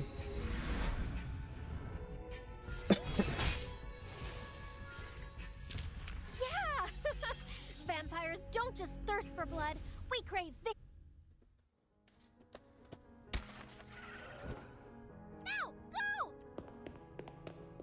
Targeted with a string of arcane skills, but Twitter runs in the opposite direction of the narrow window. The light reflecting off her crystal draws away their attention. I'll be back as soon as I can. Stay safe, Matilda. You don't want to give her the gun?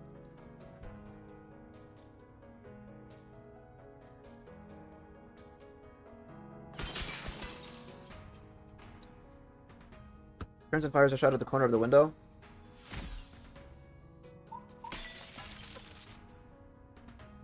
Arrow disappears in a burst of light, and a little black bird darts through the hole in the glass.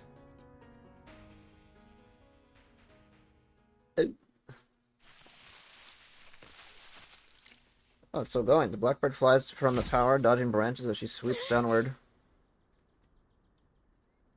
Arrow dispels this transformation and crashes to the ground. Ignoring the pain in her palms, she reaches for her communicator. Yes! Signal's back! Security center. No response. Foundation. Alright, I'm through. This is Meryl of Team Timekeeper. Investigator Boanish and I have engaged Manus Vindicte at the southwestern watchtower of the SPDM. Number and purpose of intruders unknown. Requesting backup. Requesting backup.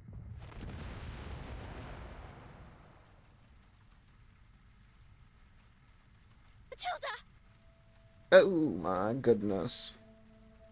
The explosions immediately scatter the arcane signal. Let's receive it. Reply is static.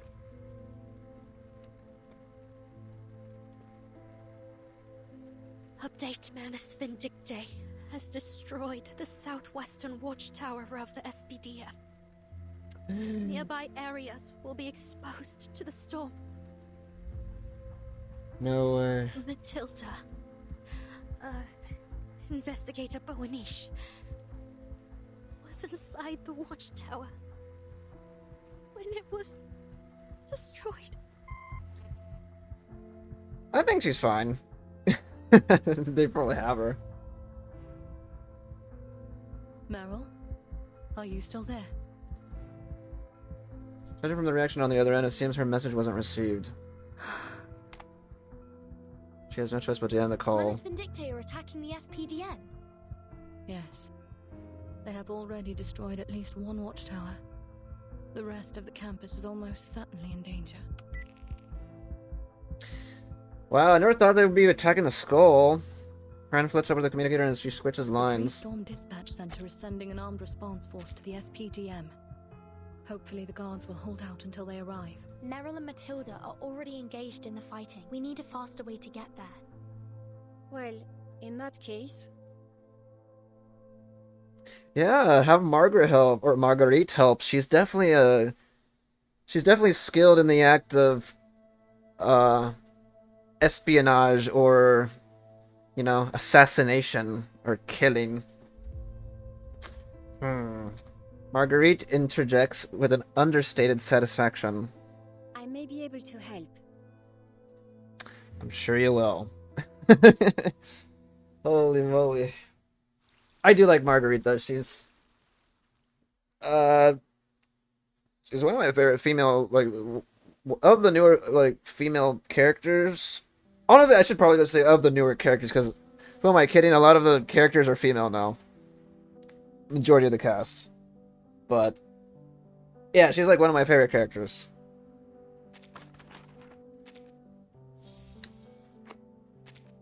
Clue?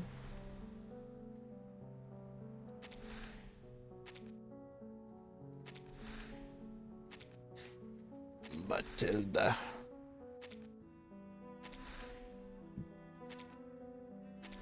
Gracias. Oh, it says, let me see.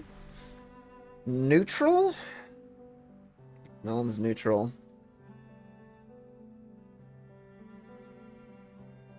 Oh. Okay. Burned feathers. Oh, is there more here? School is under attack.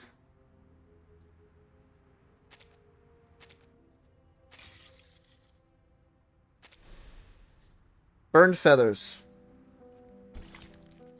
I actually need more.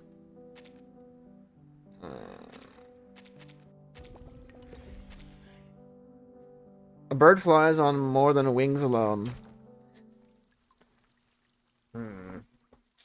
Are you sure about that?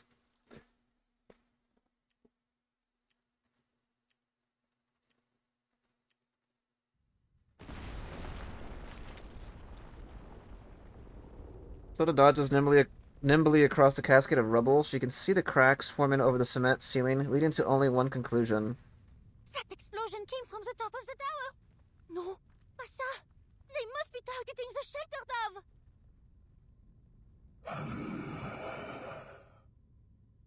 The believers freeze, and as if summoned, they raise their heads. If it's damaged, then this corner of the school will be exposed to the storm. If any students happen to be around. Heck? An enemy, a humanoid husk shrouded in black, descends. Its bizarre hulking movements manage to be even more unsettling than those of the disciples. What now?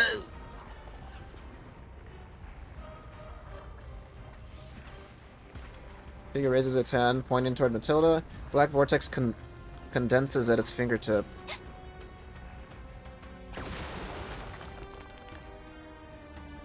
The vortex's impact dissolves the once sturdy concrete as if it were a foam, only narrowly missing its intended target. Matilda teeters at the edge of this new hole, but gravity finds her and she tumbles downward. Ah!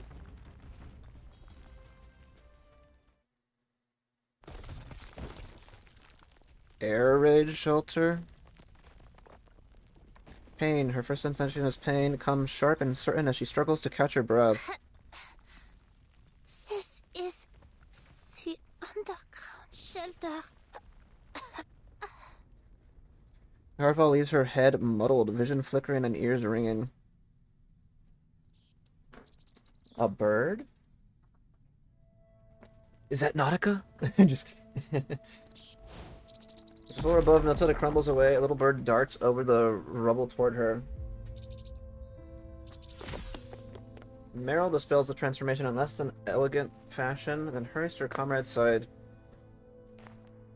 She can hear the enemy's footsteps above them, but the falling shards of cement and billowing dust obscure her vision. Matilda, can you hear me? Wake up! Hang in there. I'll get these concrete blocks out of here in no time.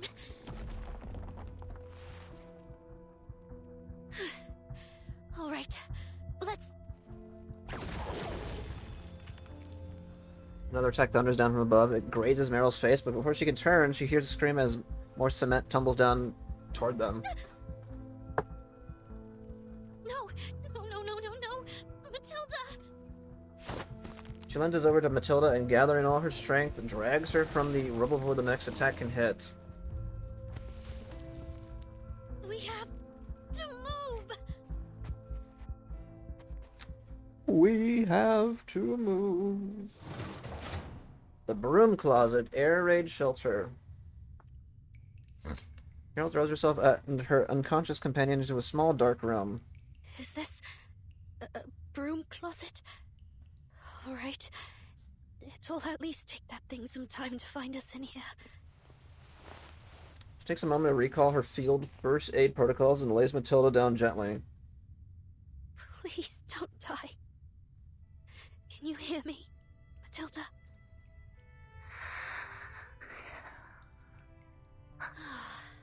At least she's still breathing. Alright, let's see. Some bruises, no obvious fractures or internal bleeding. What are these? Several dull-looking shards have buried themselves in Matilda's clothes. Are they? Crystals? No. Focus, damn it. You can't get distracted. Did her crystal ball break? Thoughts bombard her from every direction, but whether it's the adrenaline or some spark of confidence, she finds her center. First, hide Matilda somewhere safe. Second, get the backup dove to protect us from the storm syndrome. Then, take Matilda to the central watchtower, or the library, and wait for rescue. That's the plan. Her heart beats faster, stronger, but steady. With deep breaths, she gets her trembling under control. Fear transforms into resolve. Her mind and body react in sync. In sync like never before. I can do this. I'm a soldier. I've trained for this. All right. Action.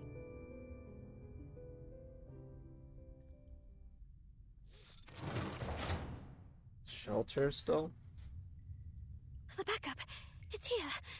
Oh, good thing I was actually listening when Matilda mentioned them.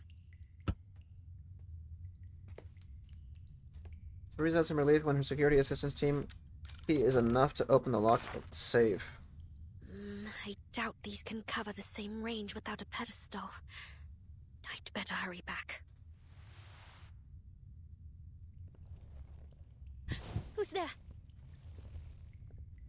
Right in the shelter dove, she leans close against the door, listening for movement outside. More manners. Have they attacked the entire campus? I hope everyone's safe.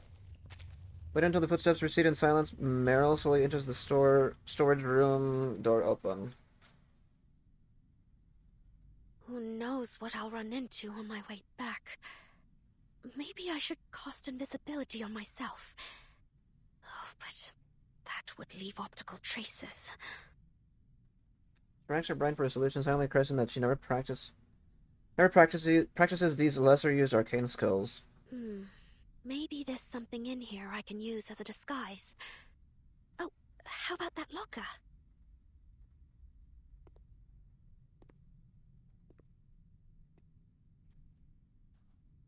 Crouches down and runs a hand over the sturdy metal locker.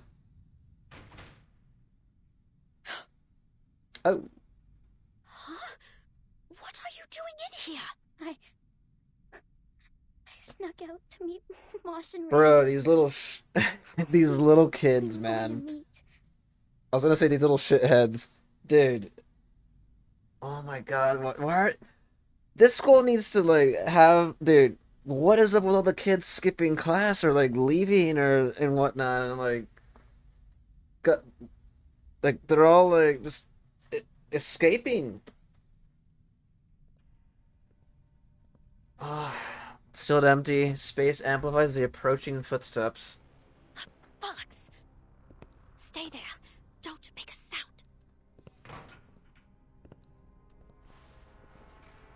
She closes the door with haste and dives behind a stack of supply boxes.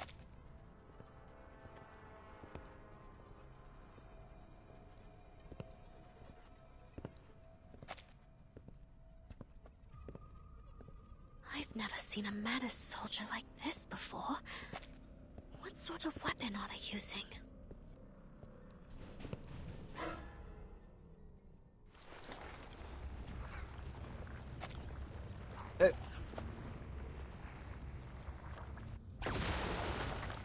Oh shit.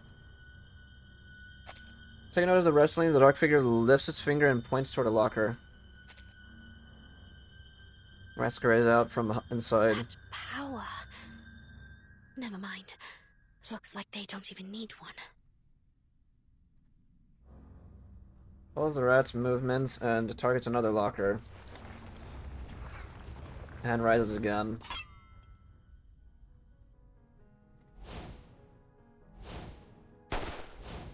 Let me save you some trouble. I'm over here!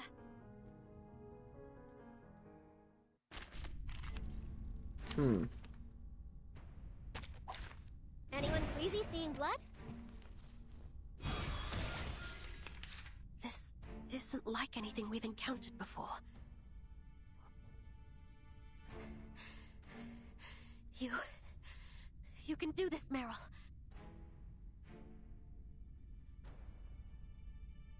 Fletchlings, time to fly. That was certainly a choice.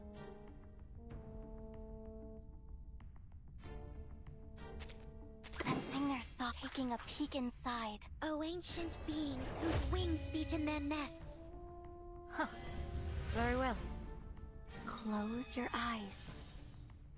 Though it may come with pain.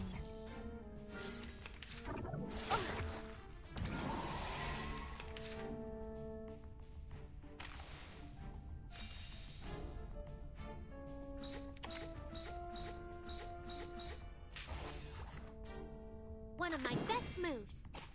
I hope you like a splash of red.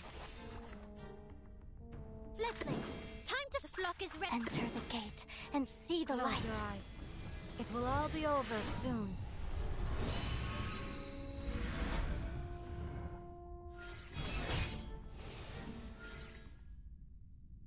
It's down for good. Is it over now? The little one's up. Meryl, are you alright? Sonetto? I'm fine. Where's Matilda? She's dead. Karen Beverly, no longer able to suppress his terror, wipes away tears as he sobs. Will it come back to life again? Don't worry. We've shattered its core. It won't come back. Come here. What's your name? Beverly? Beverly Hills. Sonetto leads the terrified student away and comforts him. What happened to Matilda, Meryl? She got injured. Badly. She's unconscious. The best I could do was hide her in a broom closet. I'll take you to her. But how did you both get here so quickly? We had Nautica fly us across the whole area. Registration desk. St. Pavlov Foundation. Teleport discs. Yes. A Laplace researcher gave the timekeeper 2 discs when the alarm rang. She and her assistant used them to get to the SPDM. How many more of these unregistered discs are there in the LSCC? Yarmalai waves his own complaints away. It isn't worth considering now. Attacking headquarters is one thing, but the SPDM? What crooked reason could they have to hurt those kids? Are they so desperate to replace their losses that they'd kidnap school children?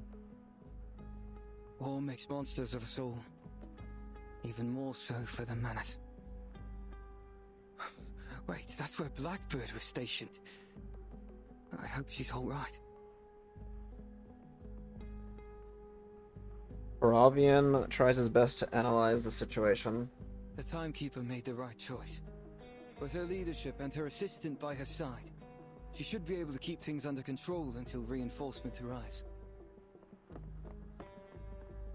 Dispatch has given us our instructions. Right, Miss Stranger? Captain, the first squad comes over. Yes. You will reinforce the SPDM with the first squad. Meanwhile, I will mobilize the reserves and take over security here. Kreus picked a great time to get hauled off to court. Where are the flying witches? The nearest flight unit is on its way from Xeno headquarters. But only those who are equipped with equilibrium umbrellas. There's no doubt we'll be the first unit to reach the SPDM. Those children are counting on us. Miss Stranger, please continue the admission process. The chaos in the SPDM can't be allowed to spread to headquarters. First squad assembled. Captain Osborne. Lupera is making her debut again? First squad assembled. Captain Osborne, we're ready to go. Alright, get moving! She's showing up again? That's cool.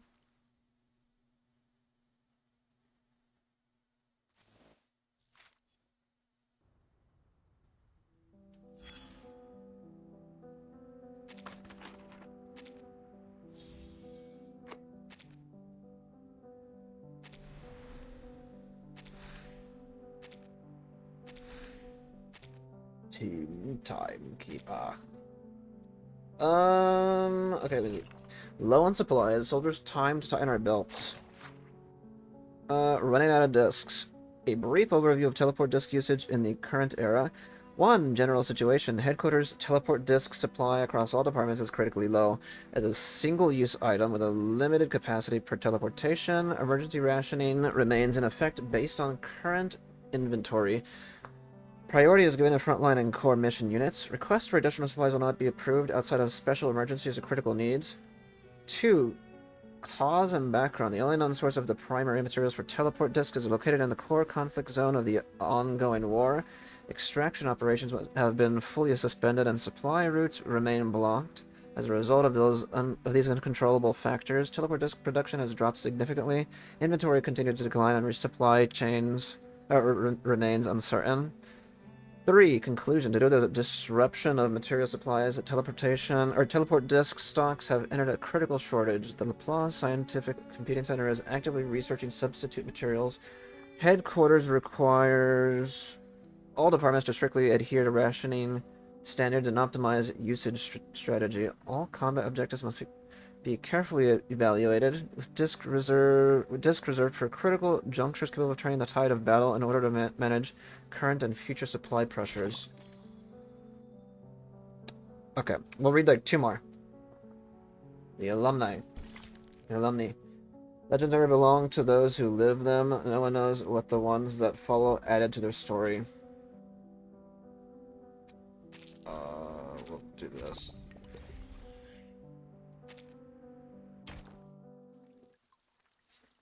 So far, so good, man. Team Timekeeper's room. What in the name of Penny Lane is going on out there? Penny Lane!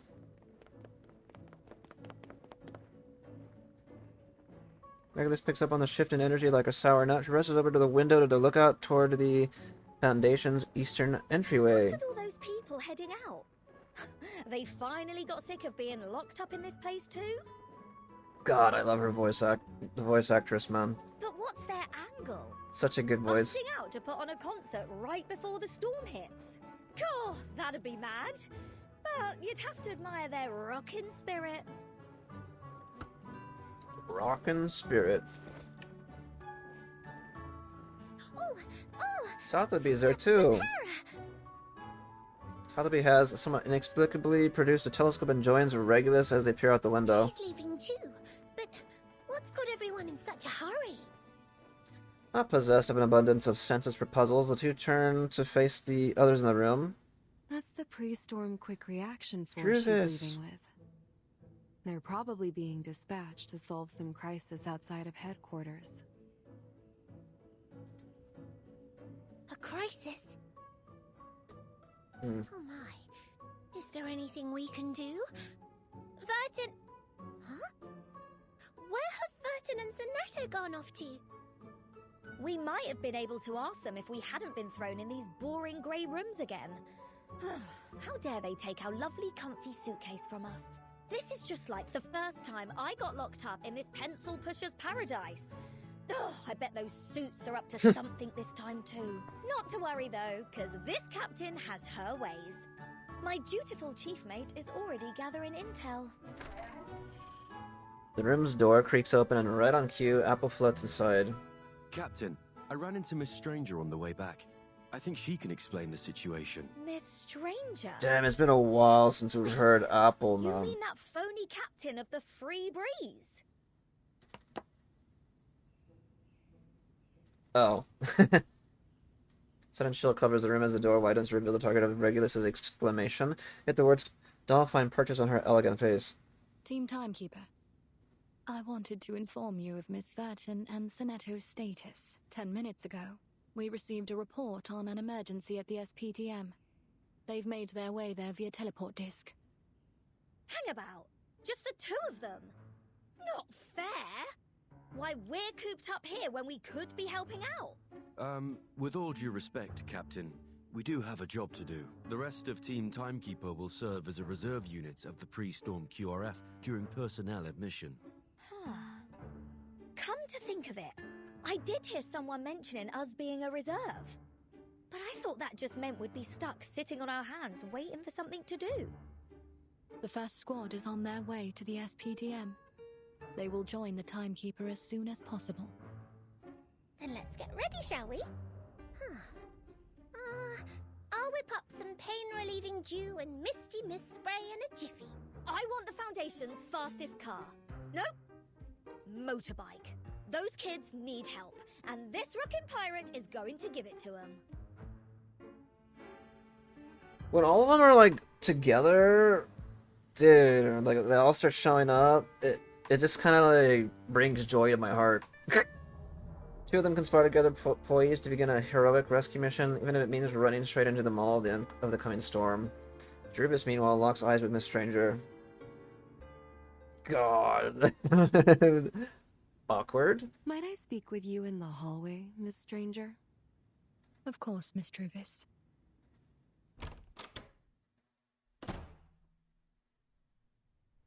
Two exited the corridor, leaving a growing ruckus behind them. We won't be leaving headquarters, will we? No. Ty didn't have the heart to rain on their parade. Your job is to protect headquarters, now that the first squad has left. Dispatch doesn't want the emergency at the SPTM to interrupt the admission process. Both are equally important. Hasn't the Foundation been recruiting more talent than ever in the past few months? I doubt manpower is a problem anymore. Is it in any way possible to reassign this duty to another unit, so we can reinforce the Timekeeper? We have expanded our staff considerably, but many of the new members are from the current era. This is their first storm. Their reaction to it could be unpredictable. I always think, I've been thinking about this too, like when I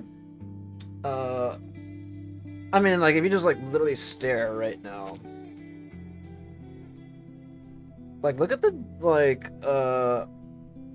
the designs. Obviously Druvis is a 1.0 character, right? And then comparing Miss Stranger, she's like the latest character, or one of the latest characters. Like if you compare the designs, and like it's just like plain as day to see like how, you know, they've how the art has changed over time, right? I mean, the same thing goes like whether it's like a TV series and like a comic or a manga. Like I always think it's interesting to see the evolution of, you know, one's own skills or team skills, right? And see how something like just progresses over time. It's cool to see, because yeah, like if you compare like the clothing, like Druvis's clothing, if she were made today, dude, she would not look like that at all. Or maybe like she would, but her clothes would definitely be way more. I'd say they'd be way more different, for sure. Right? Way more extravagant, maybe. Like you could just see how like smooth her like clothes are and everything. Like over here, like dude, look at Miss Stranger's getup. There's all sorts of stuff happening. Like you would probably see like nowadays, like oh, they'd be adding like little monitos here and there, all over her clothes and whatnot, like little accessories to like you know just make her look like super unique. Yeah. But anyway, moving on. Carry on. Unfortunately, we've determined it's best not to put them on any tasks in the lead up to it. In fact, we've been keeping them under close surveillance. It doesn't help that many of them still carry grudges from the war. Not all of them were on the same side. Still, there's no need to worry for your friends. The first squad are experienced in dealing with Manus Vindictae. The Timekeeper is in safe hands.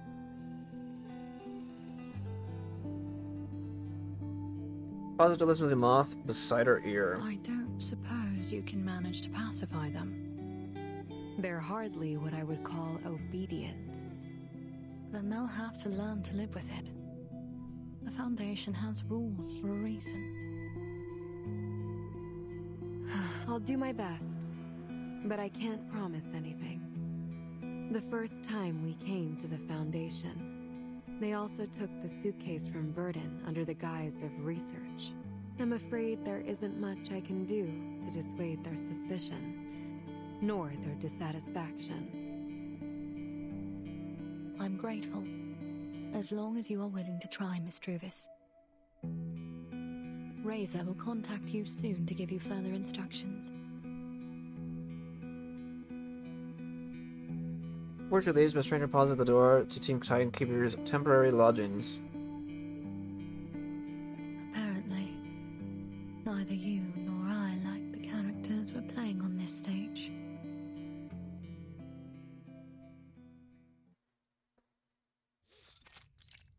Room, closet, air, raid, shelter. How's 220. Matilda doing? Her vitals are strong, and she doesn't appear to have any dangerous wounds. But she still hasn't come to. Her crystal ball is broken. I suspect It was her took the brunt crystal of ball. the damage. But we need to get her some professional medical help to know more. If only Miss Tooth Fairy weren't at the UK branch with Flutterpage right now.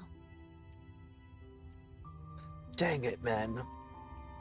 Still, there should be medical staff on site at the school. Let's move Matilda somewhere safe and start looking. Burton! The dusty, disheveled Meryl emerges from the corner. I've checked the shelter. There aren't any other students or staff. Some walls have collapsed, though. We can't access the other underground facilities. There's no time to clear debris. We'll have to move above ground. Aren't we going to wait for reinforcements? No. The clock is ticking. We can't afford to wait. Sonata having already reviewed the manual from cover to cover after receiving their assignment, lowers her head in contemplation.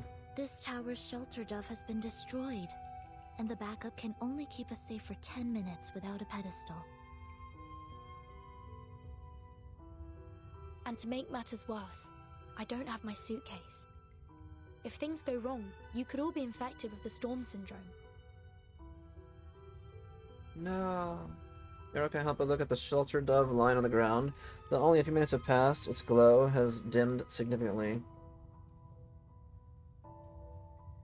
So, where should we go now? Normally I'd suggest the central watchtower.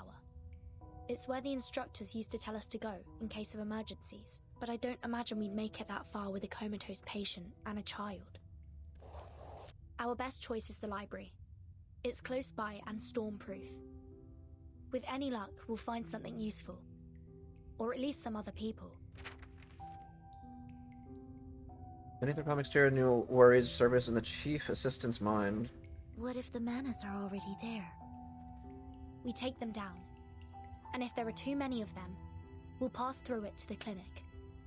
We need to take Matilda there anyway. The plan is settled then.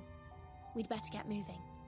The storm waits for no one. If combat breaks out, I'll do what I can to protect Matilda and Beverly.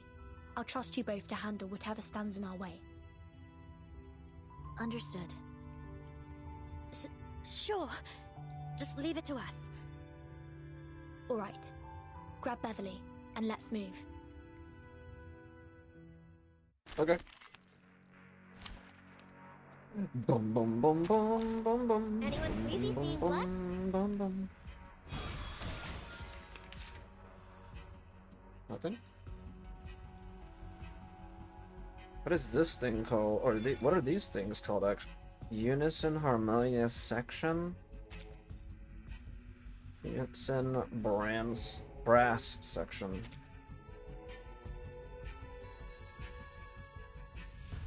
Fletchlings, time to fly.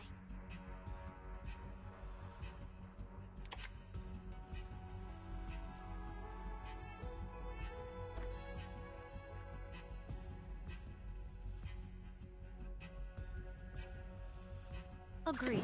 One of my best moves.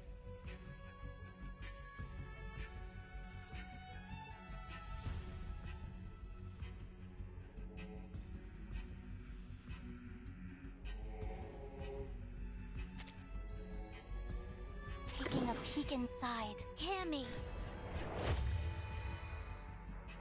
Our blood will burn. I can do this. The path will become clear.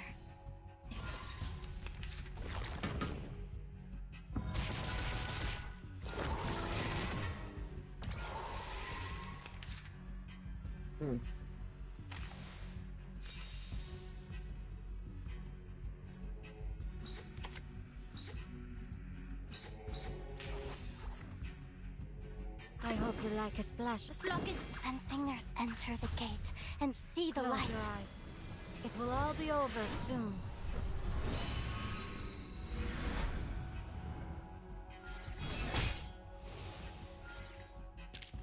Can I give everyone a ride on my back? Paths to the SPDM. Regna sereno, intenso ed infinito. 5 floors from the tip of her glass feeder condenses, then cleaves through the air like a sword.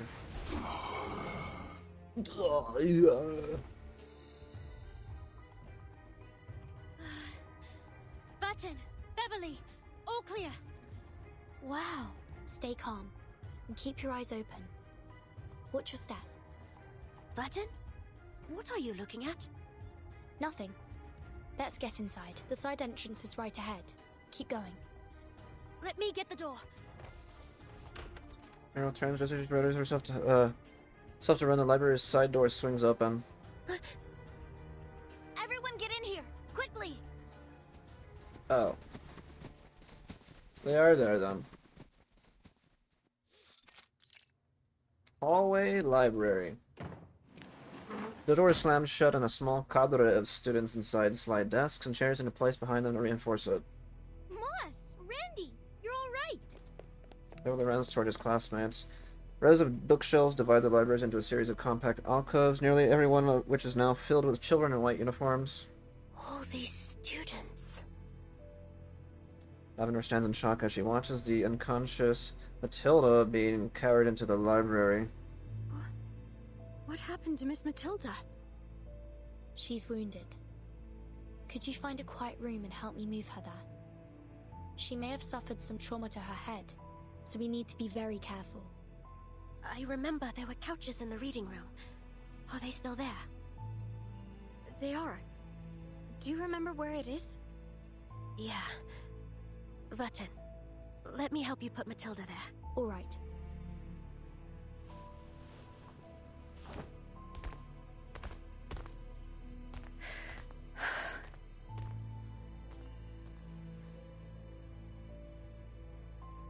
Lavender makes a sharp and precise turn to face Sonetto. Miss Sonetto, my name is Lavender, 9th grade monitor assistant. It's an honor to meet you. Yeah, I was gonna bring it up. She's a student, right? Yeah. She's a 9th grade monitor assistant. An honor? You know about me. You're an SPDM legend. A lot of us know you from the school parade. Said legend finds herself struggling to accept the sudden burst of praise. I'm flattered. It's very nice to meet you, Lavender. Are you the one who led all these students here? That's right. I just gotten back to the ceremony when the explosions went off. The instructors told us 9th graders to lead all the students here. We're the oldest students, and the only ones who have received any real training.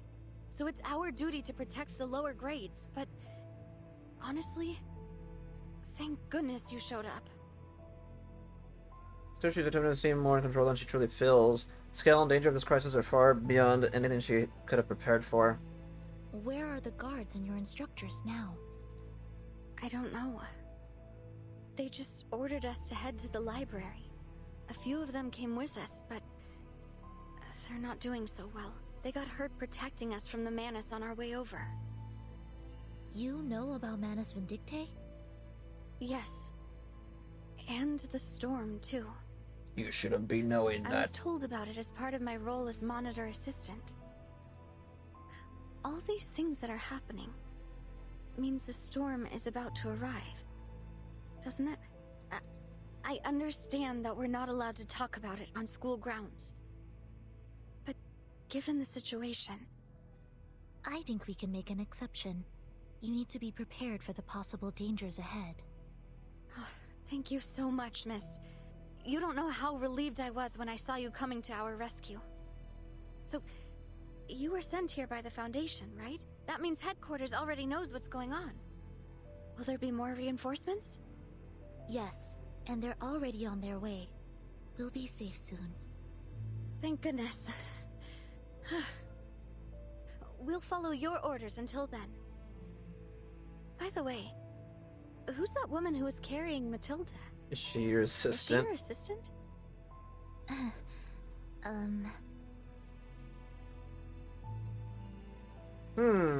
That was Vertin, the Foundation's timekeeper. And in fact, I'm her chief assistant. Wait, what?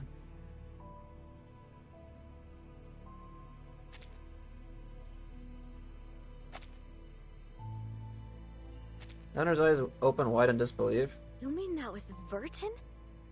The Vertin? I heard she ran away from the school and got expelled. How did you come to be her assistant? Yes, I'm the Vertin you've heard about.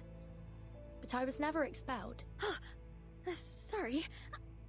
Uh. Did you... It's more than all right. It's only natural that people would start rumors with me coming here so rarely. Lavender never imagined she'd run into so many campus legends all at once. How could it be? Never mind. I'll do whatever I can to help.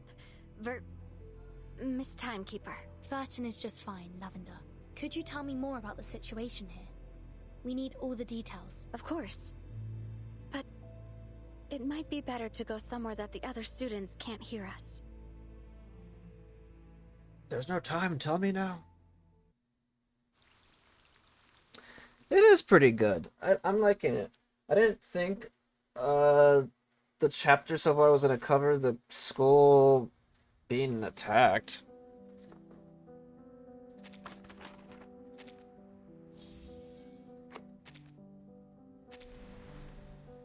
But yeah, we'll read one more.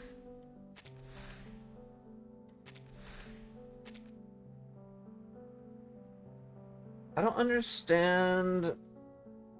Okay.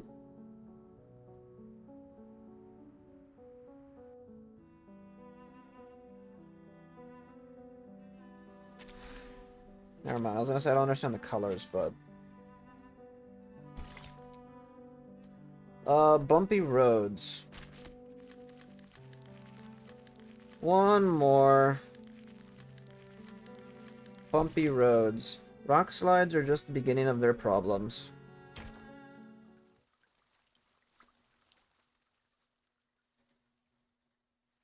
One more. Study room, library. 2 hours and 5 minutes left. Everything I know. Thank you.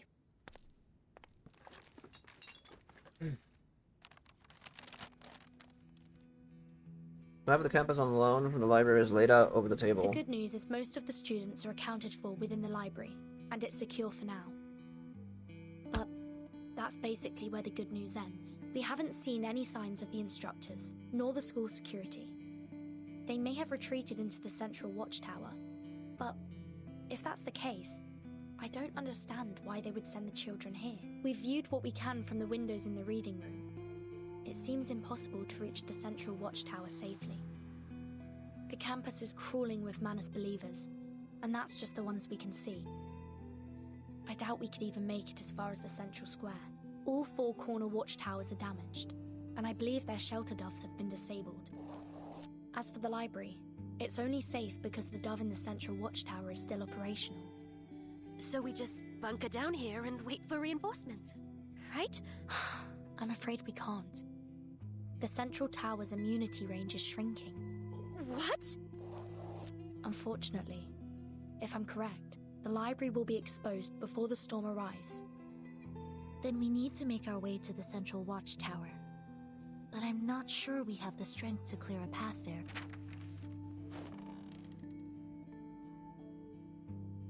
We can take advantage of the library's layout to hold the line for a little longer, but if the Major Dove's immunity range keeps shrinking, it won't make much difference. So, then, what do we do? We wait. The Foundation's reinforcements should be here any minute. They'll have brought enough equilibrium umbrellas for everyone.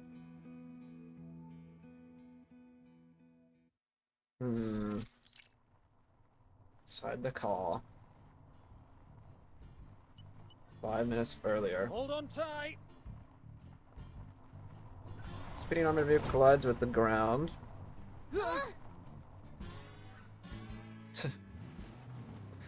Its front lifts as it rises out of the pit like a ship cresting over a churning sea. Even with their seatbelts fastened tight, the impact jostles the occupants as they regain the composure. Eyes shift to the winding mountain road ahead. Why are these roads so bumpy? What? Haven't driven around here much yet. You'll get used to it. Rocks slide down off the mountain from time to time. How far are we from the SPDM? 15 minutes, give or take. How did the Manus Vindictae manage to infiltrate the school? Security didn't notice anything? The guards are only equipped with trank guns. They wouldn't have been much use against the Manus. This isn't actually the first time they've attacked the SPDM, but this time they've sent an army instead of a Liti out. Won't be quite so easy to deal with. The pair twists around to survey the convoy behind them. That won't be a problem. We're more than ready, aren't we? Blackbird was at the school before the attack. Just when I thought she might get to take a break. I hope she's alright. Well, she's probably completely freaked out. But I hope she's safe, at least. Quit your whinging, Beagle. Focus on the mission. Our little birdie's gonna be just fine. Is this Blackbird a friend of yours? Yeah. She might not think she's a soldier, but she's a survivor. If Antarctica and the Eastern Front couldn't kill her, she can handle a school. But she's never really fought the Manus directly, has she? Only critters and penguins in Antarctica. Oh, and then the rebels. The rebels? There's one thing you need to know, Beagle. Wait, Same what? thing I learned during her combat training.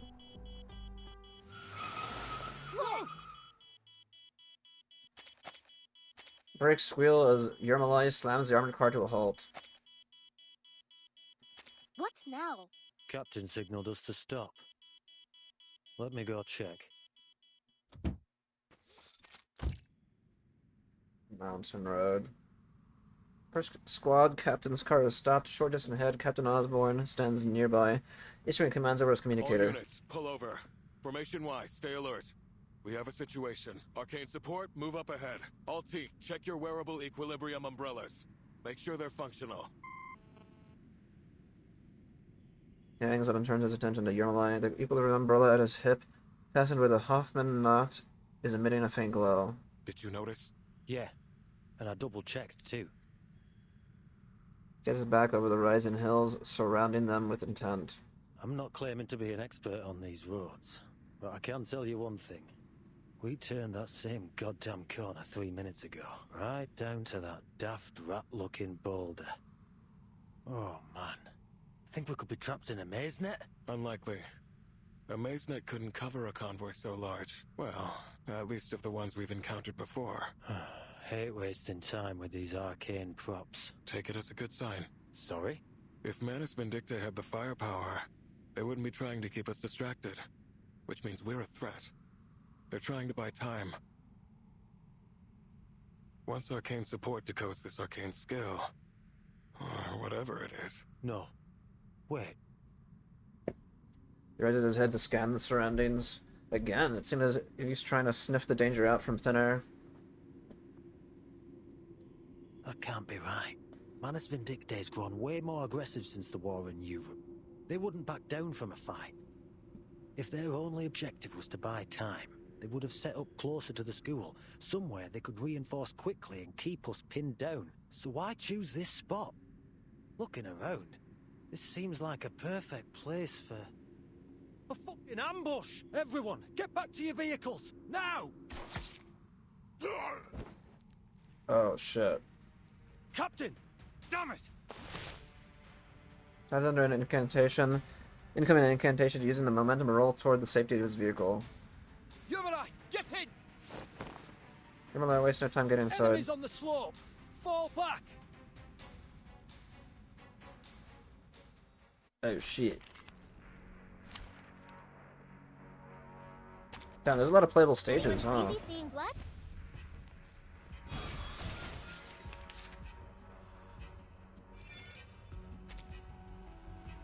One of my best moves.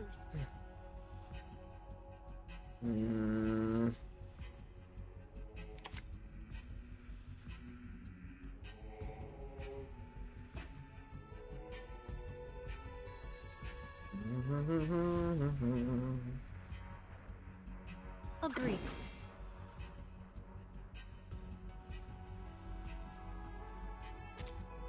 Taking a peek and sensing their thoughts. Hear me. Huh. Very well. Face the truth.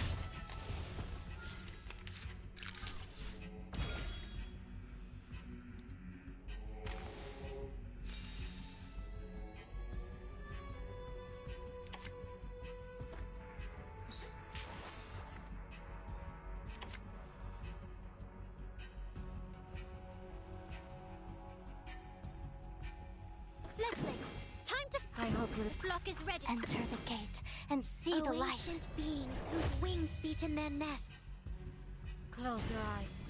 It will all be over soon.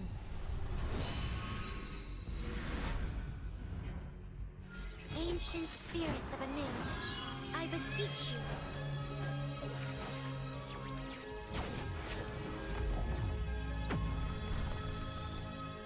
Great tea.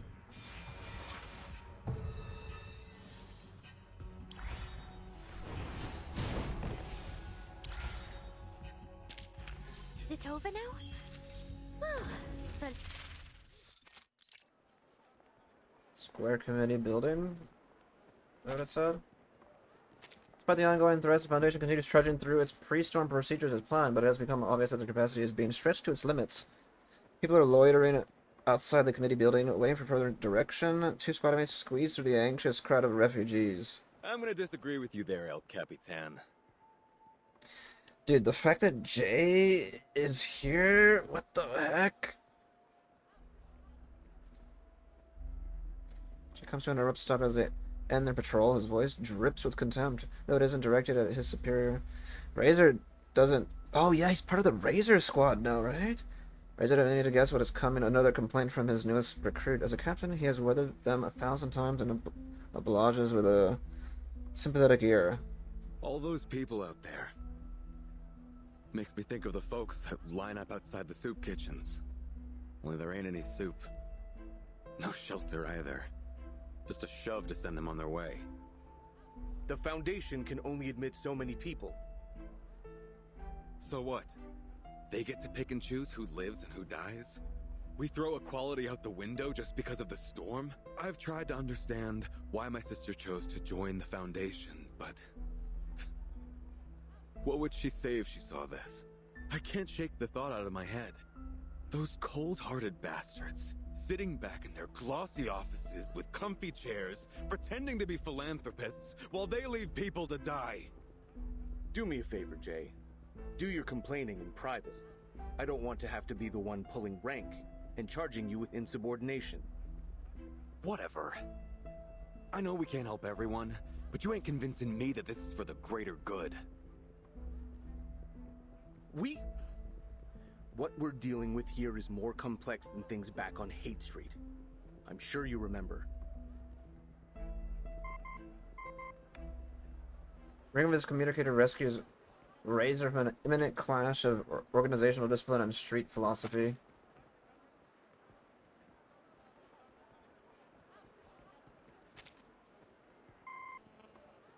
Your shift's almost over, Jay.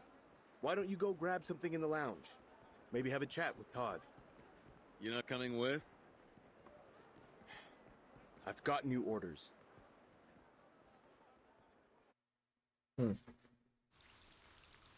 there you have it. Those are the 8 chapters. We'll continue playing the rest next time. Actually, let's finish reading this. Part has not been field tested in the storm. Handle with care.